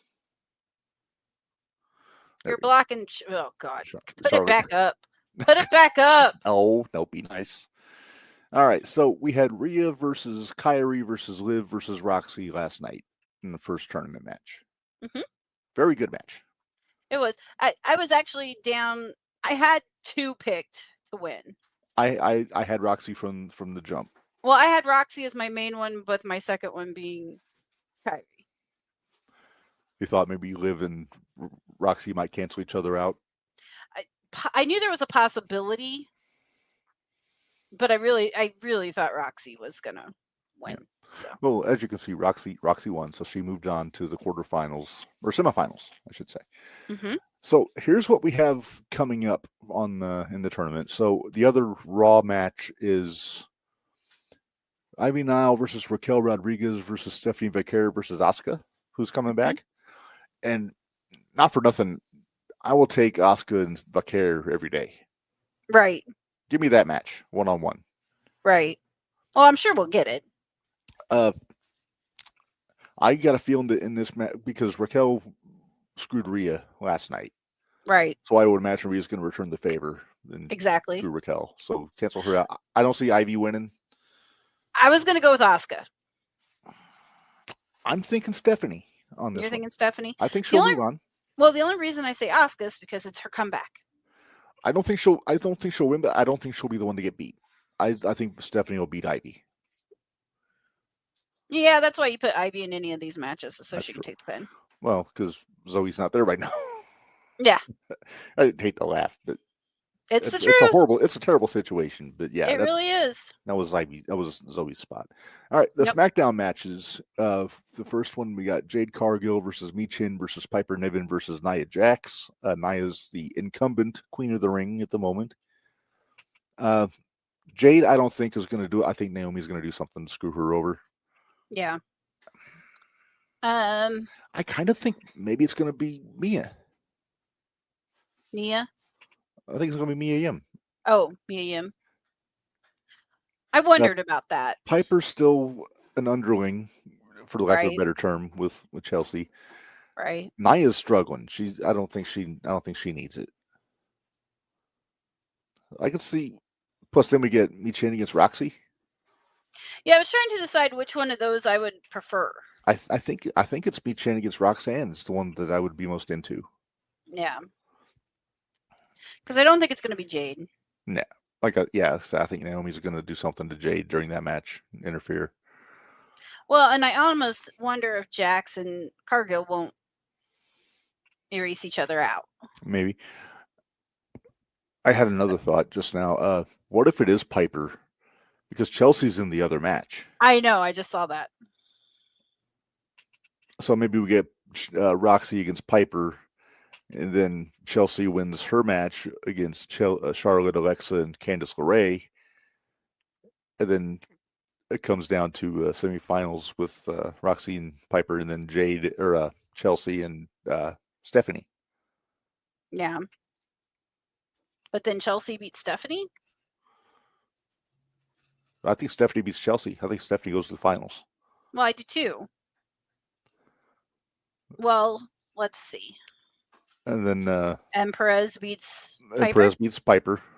I think that there's interference in both of those, where each one messes up the other's chances. Yeah.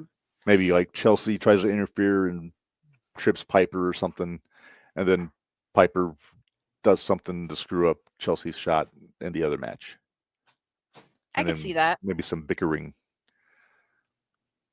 And Sean, what if it is Jade? It could be Jade, but we just don't think it's going to be. Yeah, There's too much to do with the story with Naomi and Bianca. Yeah, she's still got business. Mm-hmm. So, and unlike some other companies we know, they actually finish their business on WWE. Most of the time. Yeah. So, then if I had to guess, I would say it's going to be Roxy and Stephanie in the finals. The only thing, I think you're right with it's going to be Chelsea. Because I keep looking at that, and I think Bliss and Flair is going to kind of... The only other thing would be if Bliss pins Flair. Because they're starting their thing. They're starting their own little thing. Alexa and Stephanie would be an interesting match.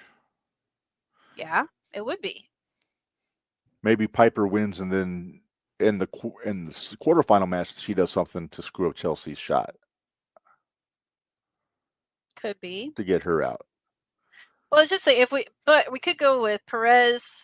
All right, I'm going to make, put the bracket back up. I'm going to make my picks. I'm going to make all my picks. Perez, Michin, Alexa, and Stephanie. Okay. Then Stephanie beats Alexa, Perez. No, I'm going to go with Michin beating Perez. Oh, interesting.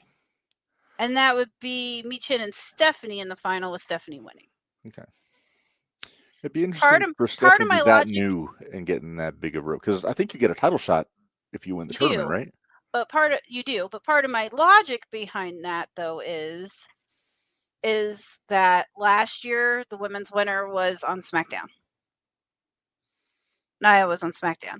Okay. So this year it needs to be Raw. And I think it needs to be Stephanie. She got a lot of heat. She got a lot of juice going right now. She does. Okay, I agree with that. I'm okay with that if Stephanie wins. Are you making notes of our picks in this tournament? So I can. Hold on. Please do, because I want to go back to this after the tournament's over, see how close we were. Okay, so my picks. So we already know Roxy. So we have Roxy, and then I said Michin, Alexa, Stephanie. And then I say Michin. Is there a cat on the field? And Steph. What the hell? Okay, I've got Steph winning the whole thing. Okay, so what are your picks now? I know we obviously have Roxy. So I've got Roxy over Piper. Okay, so Roxy, then Piper. Mm-hmm. Then I got Stephanie, and I'll go Chelsea. I'll stick with my original idea. Okay. Chelsea and Stephanie. Mm-hmm. Okay. And then Stephanie over Roxy. Okay. We basically get to the same place. It's just different matchups. Yeah. Yeah. All right. Well, let's look at the fellas. All right. So no one else saw that. I'm glad you're the only one that saw that. What? Me flipping over. I've got the legal pad out. Oh. All right. So last night, Sammy won his quarterfinal match with Penta, Breaker, and Mysterio, which was almost a WrestleMania rematch. It surprised me a little bit. After the end of the show, it didn't. But we'll get to that here in a minute. Right. All right. So the other Raw match is Sheamus versus Rusev versus Bronson Reed versus a mystery opponent. Which here's the problem with that. Mm-hmm. We don't know who the mystery opponent is. I think I know. Now, a lot of people are saying it's going to be Killings. It could be. I don't think so, because I don't. It could be. I don't think it will be. Okay. Who do you think it's going to be? Ilya. Me too. Because I read something this morning that he's going to be back next week. See, it's not even that. It's not even an official report, but he should be close. He should be real close because he's been training since what, March? Something like that. And physically, he is much smaller than these three, but mentally, he's a big monster just like the rest of them. Ilya and Walter, when Gunther was Walter, Ilya and Gunther were. They need to stop screwing Jade over in these big matches. No. I think they're fine. It's fine. Okay, so if I'm just going to assume it's Ilya here. Okay, I'm picking Ilya. Oh, I'm picking Ilya. Okay, if it's Ilya, if it's Ilya. If it's anybody else in this match, I'm saying I would go Rusev. Wait, no, Sheamus. Okay, is that your final answer? I'm going Sheamus unless Ilya is the fourth guy. Then I say Ilya. Okay, Sheamus, Ilya. Be an international flair. You got Irish, Australian, Bulgarian, and Russian. I noticed that. Yeah. All right. So the SmackDown side here. First match. Oh wait, I got to make my pick. Hold on. I'm sorry. I'm gonna go. You'll go Sheamus. I'm gonna go Rusev. Okay. But again, if Ilya's in. If it's Ilya, yeah. If Ilya's there though, I'm going Ilya. Yeah. Okay. Now we got the SmackDown matches here. First up, Randy Orton versus LA Knight versus, I almost said Jack Black. Malachi Black versus Carmelo Hayes. He's Alistair again. Force I have it. I think I was going to say LA Knight, but again, I think he's got a receipt coming after last night. Mm-hmm. So maybe not Knight. I don't think it's going to be Orton because he was in the finals last year. I'm going to call a dark horse. I'm going to say Carmelo. You're a jackass. What, did I take your pick? You did. Okay, so you're going to go Mello. You know what? I'm going to go Black. Well, once you do, you never go back. Shut. I'm sorry. You know what, though? No, you know what? I'm not doing that. I'm going to go Mello. You got to stick with Mello. He's on a roll. He won the Battle Royal. Well, here's my thought, though. You need your good guy versus your bad guy. True. And Mello and Zayn's going to be a pretty good match. Yeah. But pretty good. I think it'll be damn good. Yeah, right? All right. The other match. Cody Rhodes, Damian Priest, Andrade, Shinsuke Nakamura. I mean, the obvious answer is Cody. But is it too obvious? I wonder if it's too obvious. I mean, if he wins the tournament, he gets seen at SummerSlam, which is a logical route to take there. But if he does advance, does he get eliminated in the semifinals?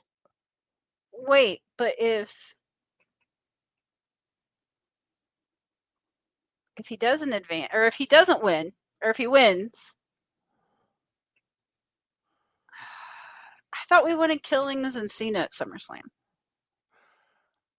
Yeah, that's what I'm saying. I don't want Cody to go to SummerSlam unless Cena defends the belt both nights. I doubt that. I don't think that'll happen. They'll do one on each one. But it'll be one or the other. Right. So if I had to pick, and like I said, if I have Cody win this, that means I've got Cody against Ilya. Mm-hmm. And I really want Ilya to beat Cody. But I'm worried that Cody's bulletproof. Mm-hmm. So either Cody wins this first match, or he's not involved in a decision. I'm going back and forth between two of them right now. Me too. In my head. If it's the same two, I'm gonna laugh. Oh, I'm thinking it probably is, honestly. I'll let you go first, so that way you can't say that I take I'm gonna say Nakamura. I did it again, didn't I? You're a jackass. I promise I'm not looking at your notes. Oh, I know you're not, because I don't have notes for this. So you want Nakamura? Yeah. So then we get either Nakamura against Sheamus or Nakamura against Ilya in my bracket. Yeah. Oh, Sean, this technically is a spoiler, but I'll allow it because it doesn't say any results of anything. Right. So Blake Monroe. Blake Monroe is Mariah May's new name. Okay. Still going to be Mariah May. Okay. I can see where they got Monroe, though. Yeah. Probably I can see where they got Blake, too.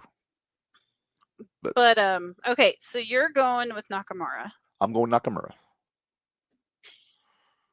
I'm curious because you said you were picking between two. Andrade. Huh? I was torn between Nakamura and Cody. Oh, no, that wasn't the two I was. Oh, okay. I don't think Cody's going to win. No, I don't think so either. No, I don't think Cody's going to win his match. No. I don't think Cody's involved in the decision. I think Nakamura beats Andrade. Which I hate saying because I love Andrade. You know what? And I'm going Andrade. And I say Andrade beats Nakamura. All right. So it's going to be one of these two guys, basically. Yep. That's what we're...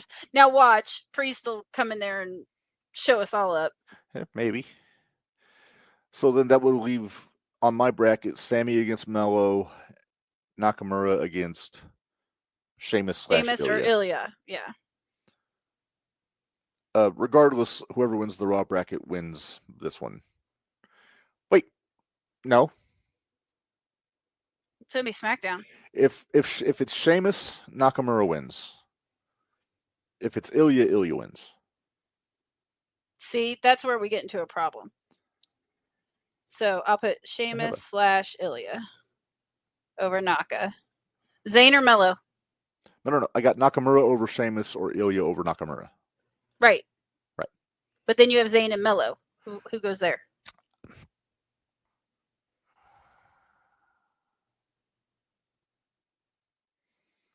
it's in Saudi, you got to go Sammy. Okay. Which bothers me because then I got all Raw on both sides. Yep.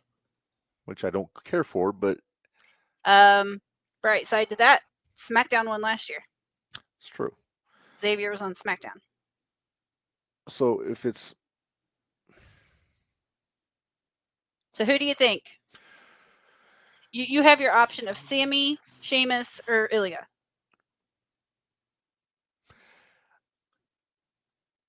I'm not picking this as a hometown pop thing. I'm going to say Sammy. Okay.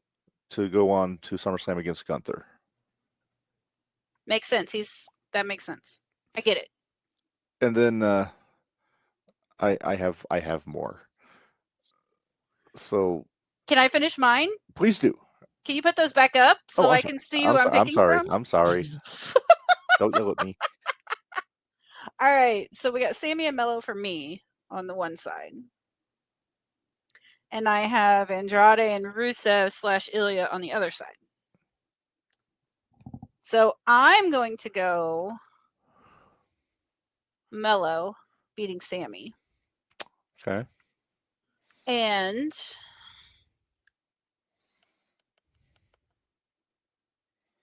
I'm going to go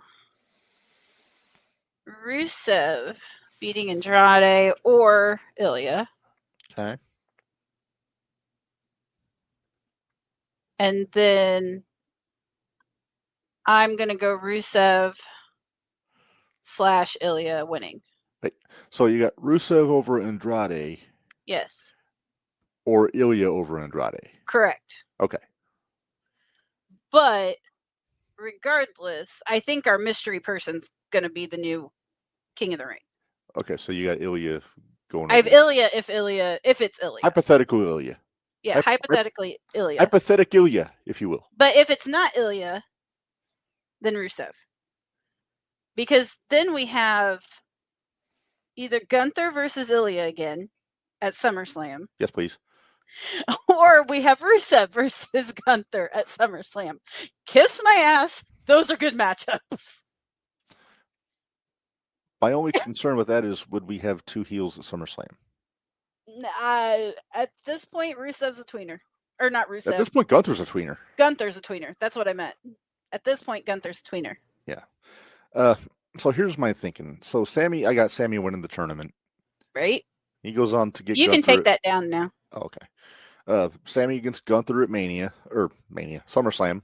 Mm-hmm. Sammy beats Gunther at SummerSlam. Mm-hmm. Seth cashes in, screws over Sammy, takes the belt. I don't think he's a dude. Well, he might do that belt. I mean, the next best thing to cashing in at WrestleMania is cashing in at SummerSlam. That's true. And it's a personal thing with him and Sammy. Right? Gunther doesn't need the belt. Damn you, I think you're right. I generally am. I just happened to be wrong yesterday with Seth cashing in. Yeah, I hated that. Because I so waited for it. I was waiting too. I waited until the picture faded out. I waited till even after the credits popped up. I was like, oh, they might do it after the credits because they've done that before. Yep.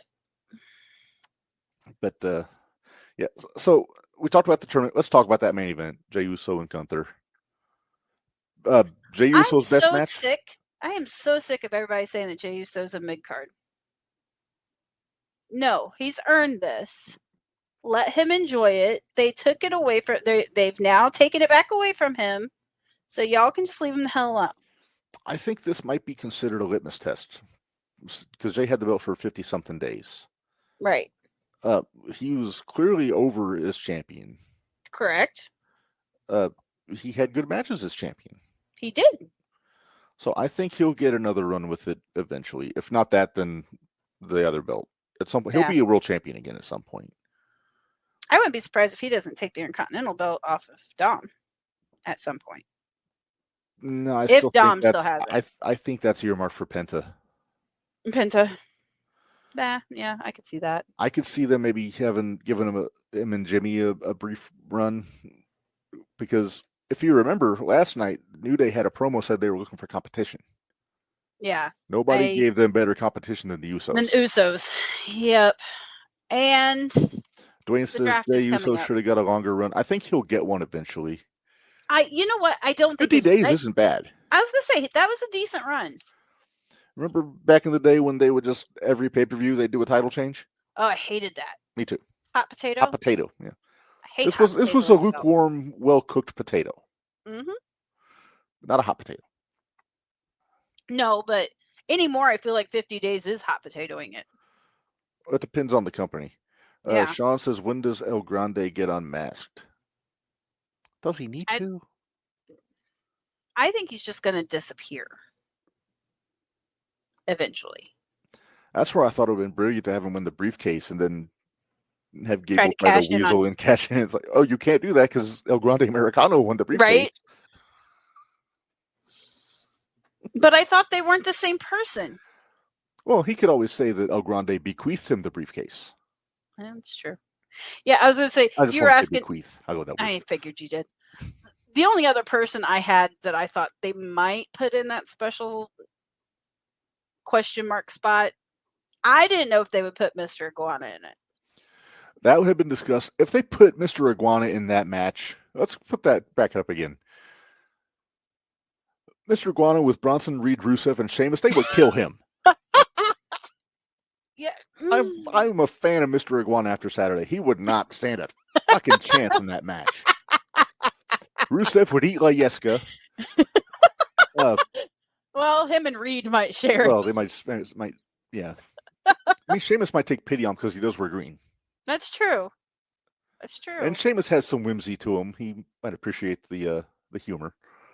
Right. But yeah, I think if Mr. Iguana does anything, he's going to go to NXT. Yeah. And hopefully not even full time. I hope he just is an attraction. I hope he's an attraction. I got a feeling. I've seen him once. I got a feeling a little bit of Mr. Iguana goes a long way. Yeah. And I say that with all due respect. Orange Cassidy, what? Only difference is Mr. Iguana looks like he cares. Right. He doesn't look lazy. He just looks weird. All right, I got my list back to 10 again. Danhausen. You want him with Danhausen. We gotta get Danhausen. We gotta get Danhausen on TNA or something, though. When are we gonna get Danhausen on the podcast? That one's on you. He's your buddy. He's not my buddy, but I mean, I've had several pleasant conversations with the man. But I don't know if we can afford him. Yeah, there's the bigger kicker. That's generally our biggest problem. Can we afford this guy? That reminds me, we need to talk Cecil. We talked Cecil and Jordan. Oh, yeah. I did send Jordan a message. Oh, did you? Yeah. Haven't heard back yet.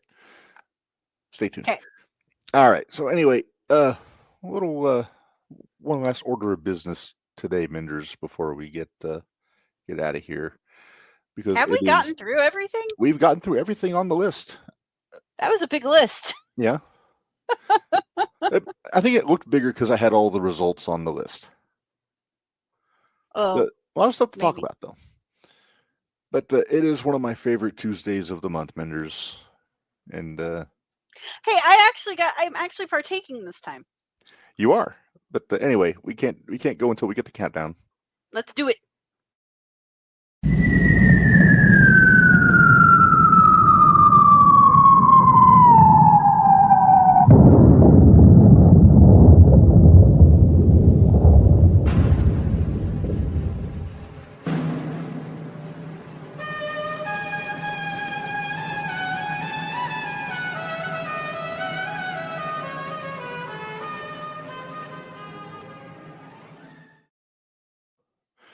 Did you know that's my actual alarm on my phone now in the mornings? Of course it is. I mean, why not? What's life without whimsy? I still have the same one I've had for 3 years. Well, I had to change the one I had because it was the NFL Films music, but it would scare the crap out of me when it would start. I'll tell you off air what mine is. I'll bet I can guess. But yeah, anyway. You probably can. All right. Well, it is time for Top 10 Tuesday, Minderz. And our topic, and I'll explain the parameters after I just show the topic. It is Tony Khan wasted opportunities. Yes. So this is purely related to talent.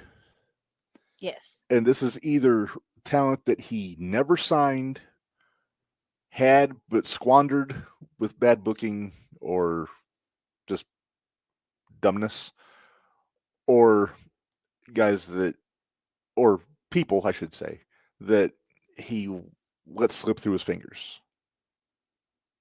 Yes. Now, some of And I stuck with basically just the ones he had and screwed up. Okay.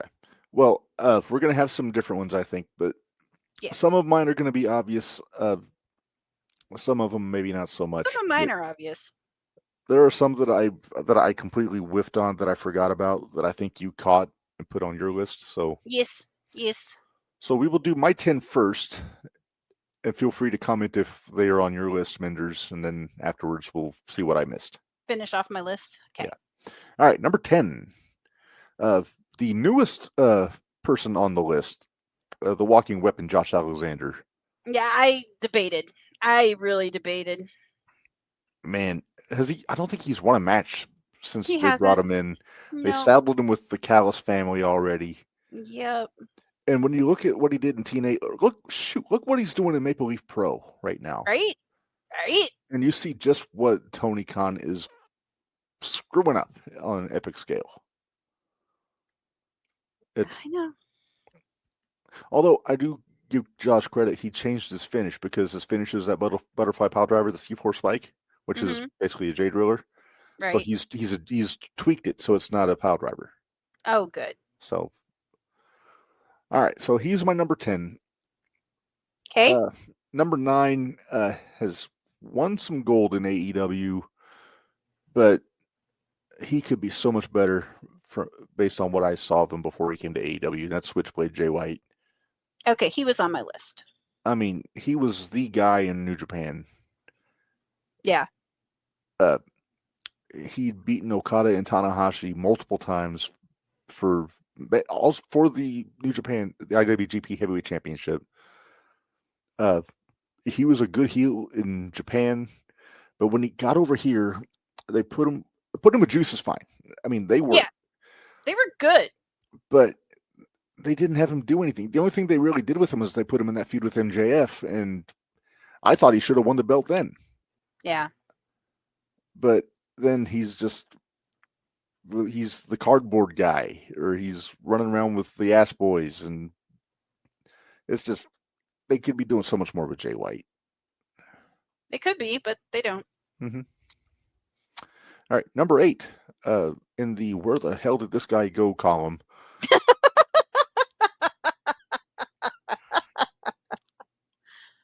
Yeah, Wardlow. He's on my list. Where the fuck is Wardlow? He is definitely on my list. Is he chasing Darby Allin up Mount Everest? Maybe. Who the hell knows? Is he the Yeti? Is he live on Mount Everest? Maybe. They had he was so over when he turned him and MJF. Yeah. They basically saddled him with that TNT championship. Yeah.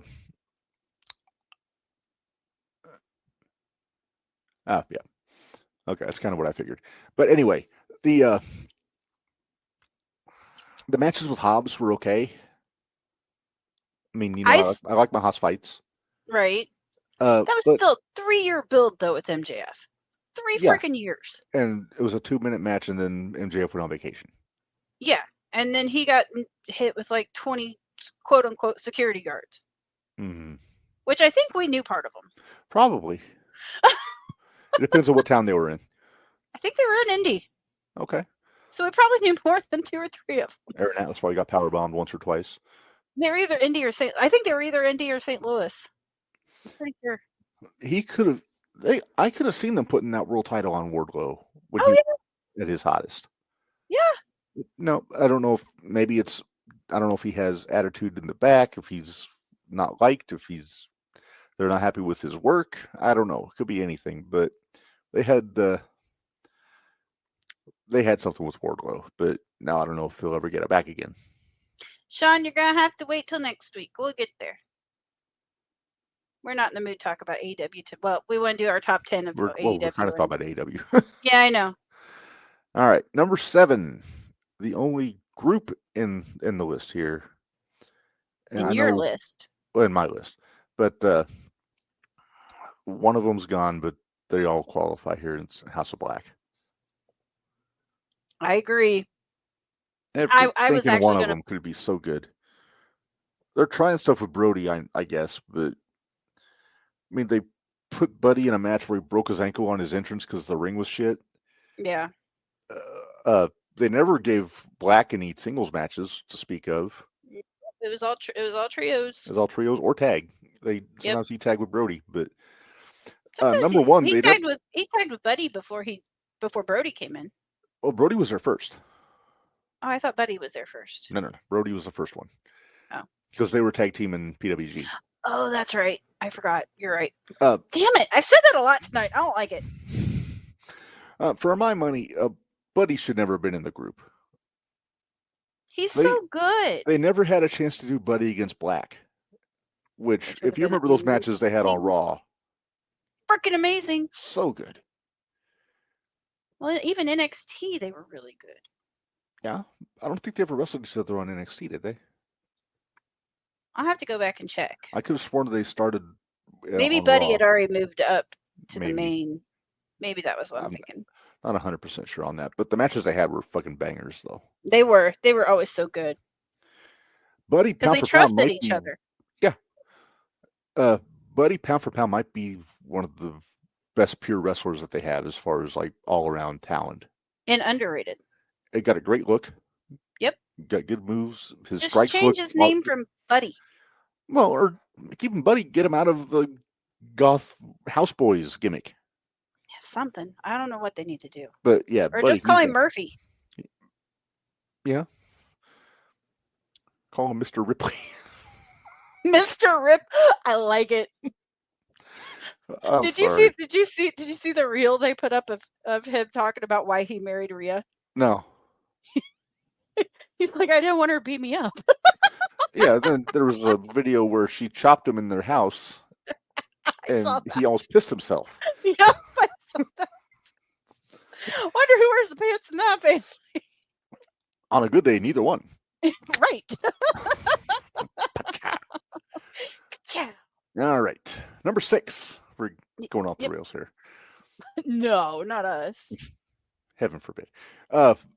Well, we just learned her name is Blake Monroe now, but in AEW, she was Mariah May. Yep. Tony really hit the big one there by letting her get out of AEW. Because she's a star. She was done with Tony, so she who was else done with Tony, but man.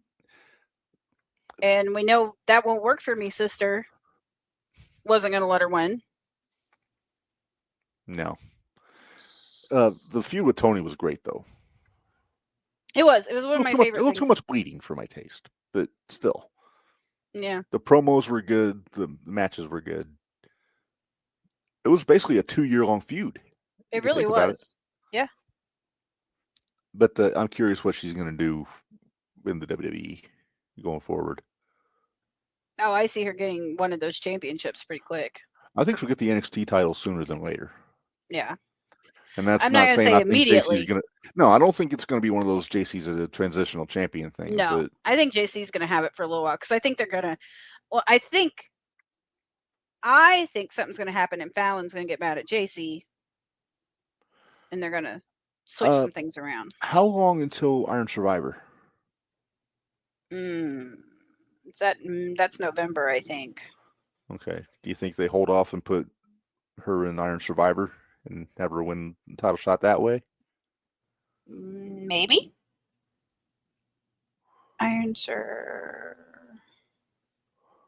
Spell Survivor, right, Mindy? You can do this. You are. Stop it. VOR at the end. Match. Do I need the music? No. I just got to figure out how to spell and talk at the same time. And that could be, issues. There we go. That's a deadline.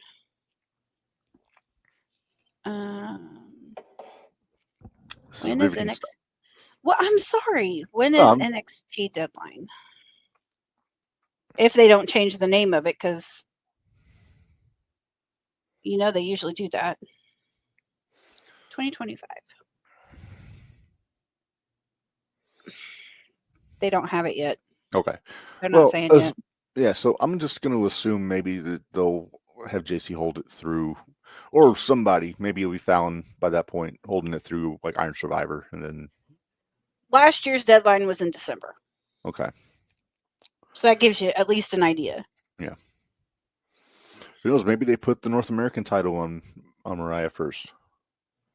No, I think that's going to be Zarya. I think Zarya is going to take it off Soul. She's going to roll over on Soul Ruka? I think so. All right. Number 5, Minderz. Yes.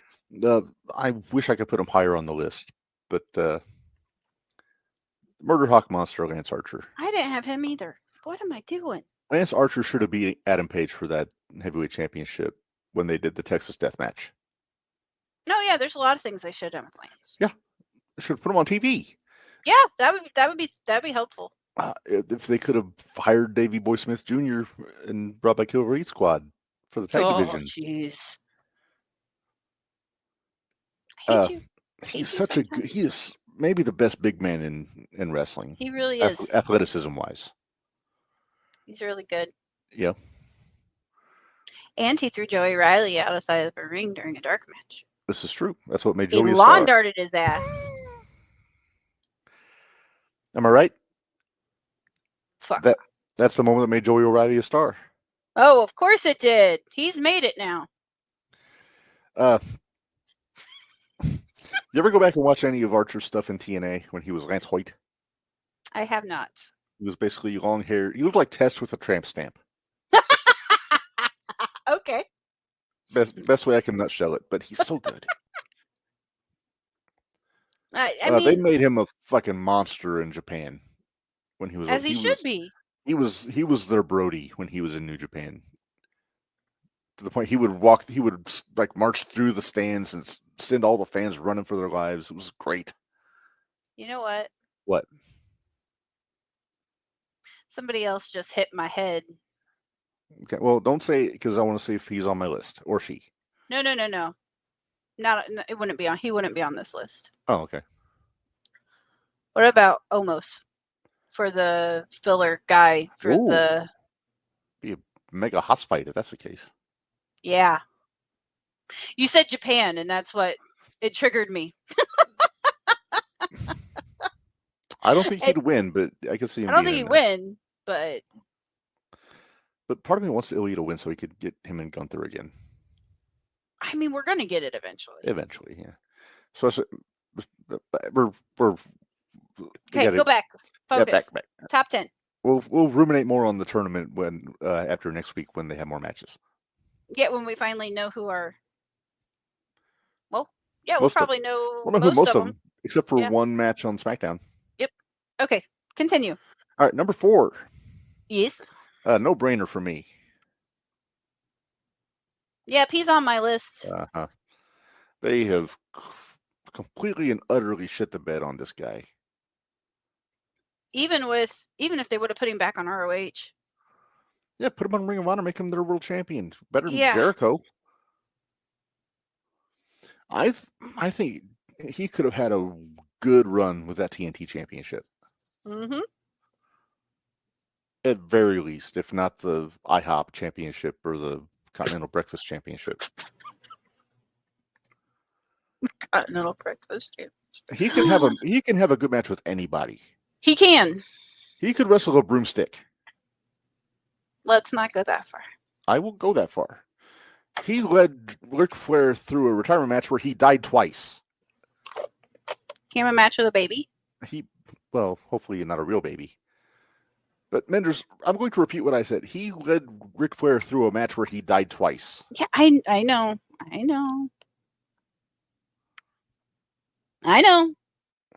And they stuck him with... And they stuck him with Jarrett.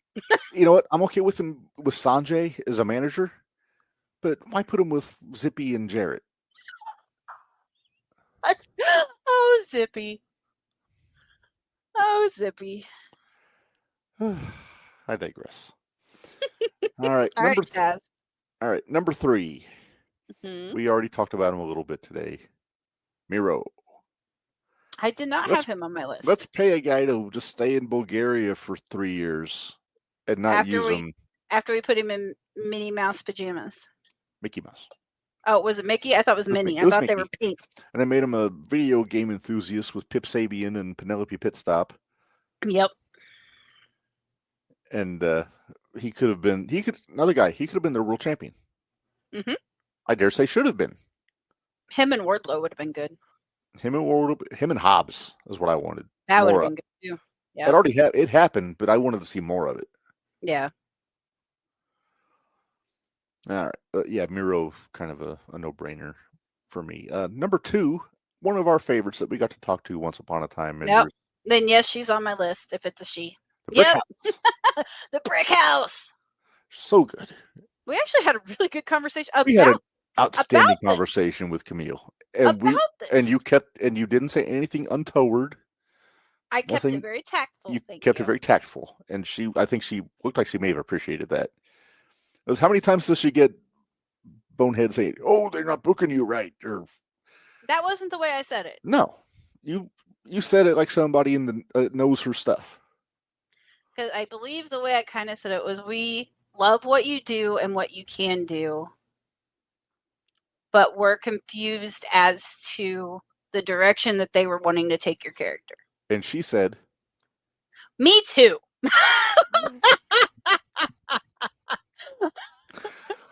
Oh, I mean, we didn't badmouth the company. We didn't. No, we were very neither one of us badmouthed the company. Which is really hard for me to not badmouth Tony. Oh, it's so hard.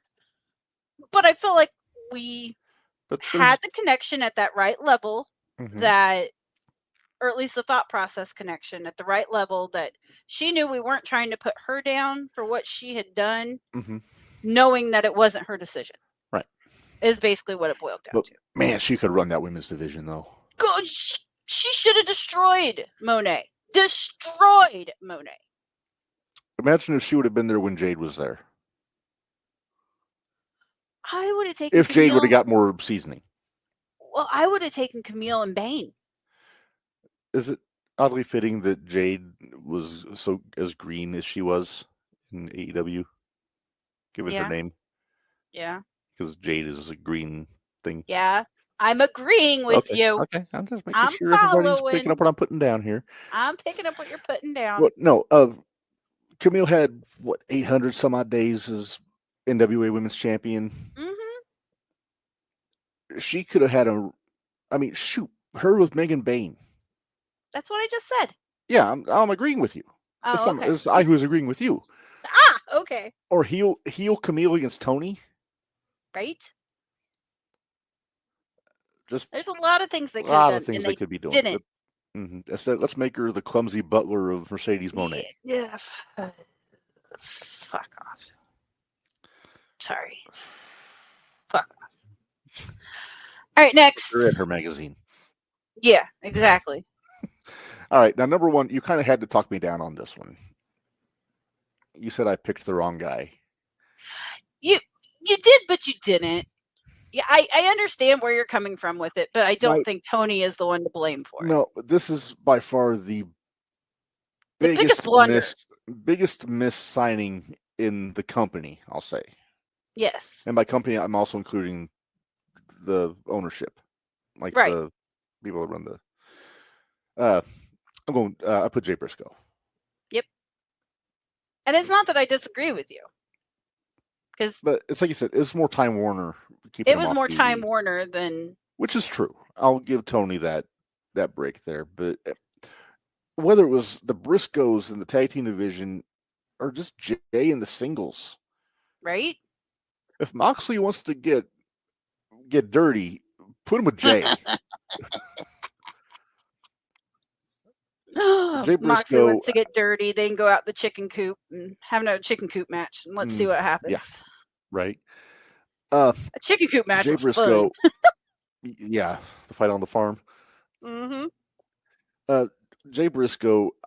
I'll say about Jay what I said about Arn Anderson is he was the most believable guy in the wrestling business. He was in the last 20 years. He was what they all say that you should be, and that was his personality times 10. Exactly. He didn't. And He didn't have to. Everything he said, you knew he meant.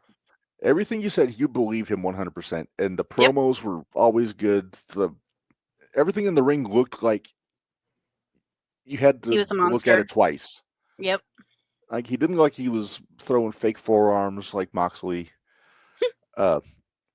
He didn't have to bleed, but he would. Yeah.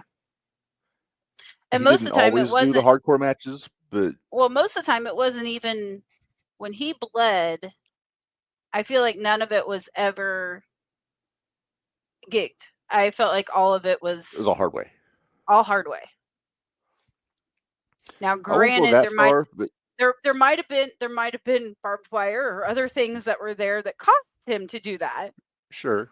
But I don't think he was one of those that intentionally went under, stuck his head under the ring, cut it up, came back out. One of my favorite episodes that we've ever done on this show is when we did the tribute after he passed. It was you, me, and Gary, and we I played think that's the first time. promos. That's the first time I was on, I think. First or second. Yeah. But in this iteration, not Yeah. counting with the Marco Narge period. Well, yeah, not counting when I was your Mike Tenay of 01. Right. Yeah. But yeah, we did a really completely deep dive on Jay Briscoe. Talked about his I remember that. playing his promos. The Briscoes are JTR Hall of Famers. They are. Not for nothing. And yeah, and I remember I don't listen to a lot of Jericho's podcasts, but he did a tribute episode with a bunch of the Ring of Honor guys, Mark and Lethal and the Bucks. And the Bucks were actually coherent and didn't sound like douches. They were talking about their friend. Children. Okay. They sounded almost adult. Almost. But Lethal was completely broken up about the fact that he didn't get his shot in AEW. Yeah. And he knew. He said he made one mistake, and the network wouldn't let him. Which blows my mind because you see all the. He also atoned for that mistake. He made up for it. He did. Donated to charities, and his views changed over the years. But that's what gets me is you see some of the other people that have made similar views. Yeah. And we see them on our TV. Mm-hmm. So that's why I put Jay on the list. But like I said, I can't completely blame Tony for that one. Okay, well, I have one. All right, two, what did I miss? 3, I know one of them I missed that I'm really 4. mad at myself for not having on there. I have 6 that I had that you didn't. Okay, lay it on me. All right, so I had Taya Valkyrie. Taya Valkyrie, okay. Yeah, I really think they missed something with her. They started to do something with her and Jade, and then she just kind of went to the wayside. Mm-hmm. I think they missed a golden opportunity with Brian Pillman Jr., especially when the Brian Pillman Dark Side of the Ring came out. Because he went up for that. Was it the TNT title? I think it was the TNT title. Yeah.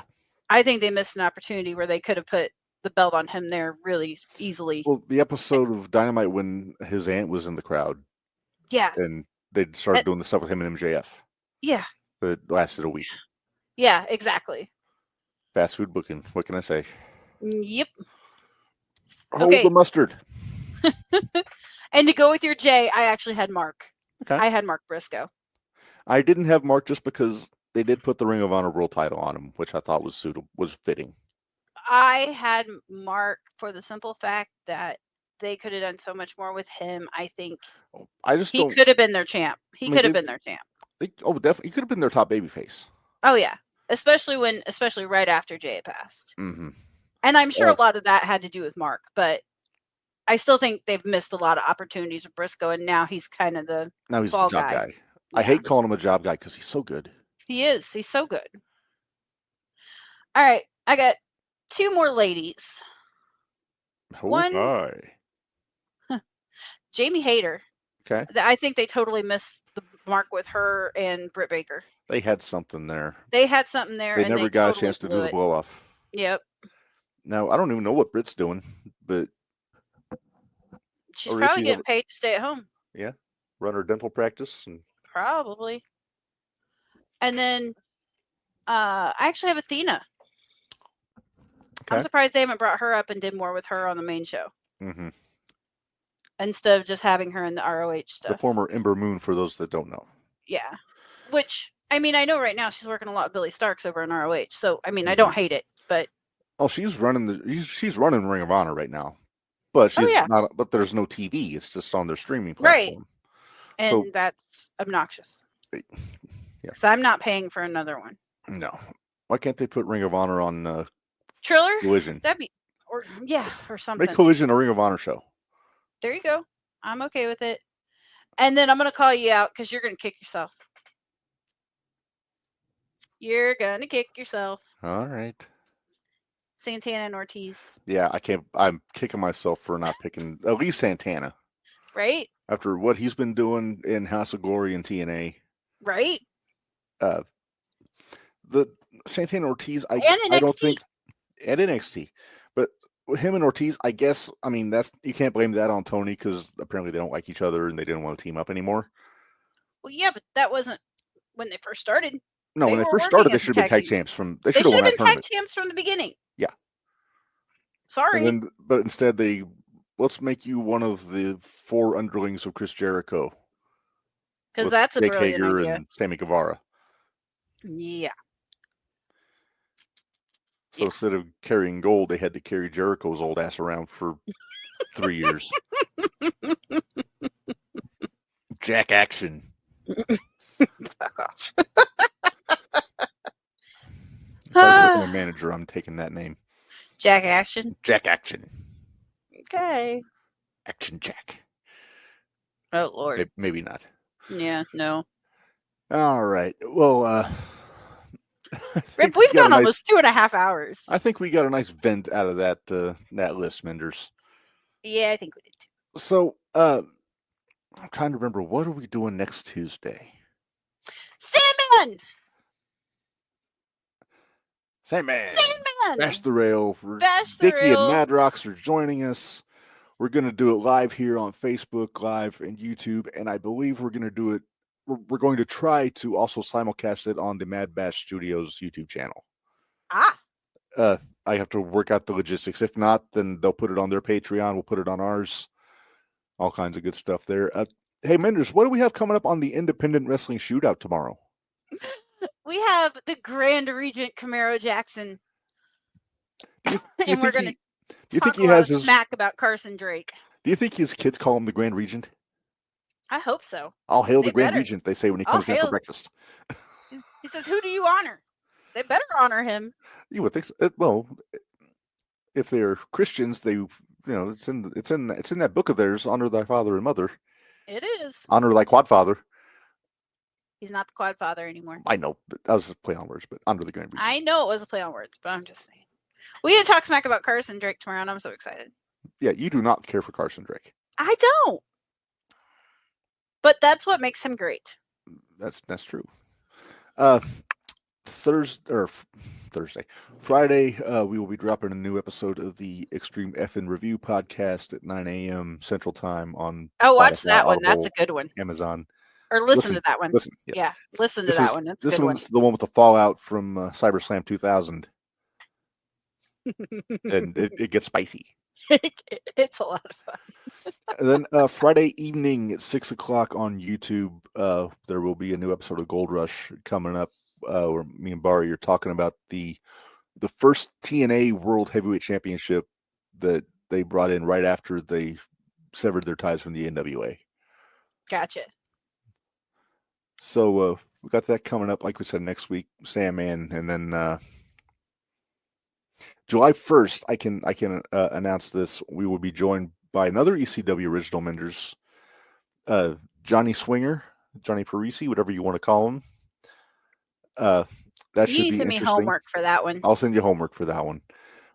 We should be coming up on when he pops up in ECW anytime now. Okay. But then he was also. Don't forget, we'll have our watch along too. We got a watch along. I think we're doing that next week. Is that next week? Next Thursday, we're recording Hardcore Heaven 2000, also with Dickie Wabash, which will drop next Friday. Man, does Dickie realize how many podcasts he's got to do when he comes back? He is. He calls himself Dickie Third Mic now. I know he does, but he's doing 2 for us, and they've got their 2, and so we got a lot of irons in the fire. Then the week after that, I think, is when I'm taking vacation. So you're And we're doing gonna the play. shootout. We're playing a replay. We're doing a JT archive on that Tuesday. Well, Thursday. Nothing will be on Tuesday. We'll just drop it as a podcast on Thursday. Yeah. And then Wednesday, I think you're going to do a shootout without me, Minderz. I am. Well, if you want to. You got to teach me how to use the stuff. It's pretty simple, but I don't think you'll have any issues with it. You just got to find a co-host. Oh, I thought you were finding me a co-host. Well, if I do, I'm just going to send you trust. God. Hey, you said you wanted it. That might be actually kind of funny. You got to ask him. I'll ask him. Then you got to show me how to do. You got to show me how to do all the stuff to get him the link and all that fun stuff. Oh, yeah. Well, I can send the link. Or if you can help me with that stuff. Yeah. You're just going to be tired that week. I'm going to be tired. I might not even be home, but you help me first get gig rock and roll camp that week, and I'm going to be all week in Danville. So that's what we got coming up here for the rest of the month. We got shows coming up this weekend. We got shows coming up. Oh, that reminds me. I can talk to you about the following weekend. Okay. Well, we'll do that off mic. Well, yeah, of course. Yeah. So, Minderz, let's say we get out of here. Thanks, everybody. What? Sounds like a plan. All right. Well, thanks, everybody, for joining us until next week, which you definitely do not want to miss. You don't want to miss. For Minderz, this is Reb reminding you all life is hard, work stiff. We'll see you guys next. Thanks, guys.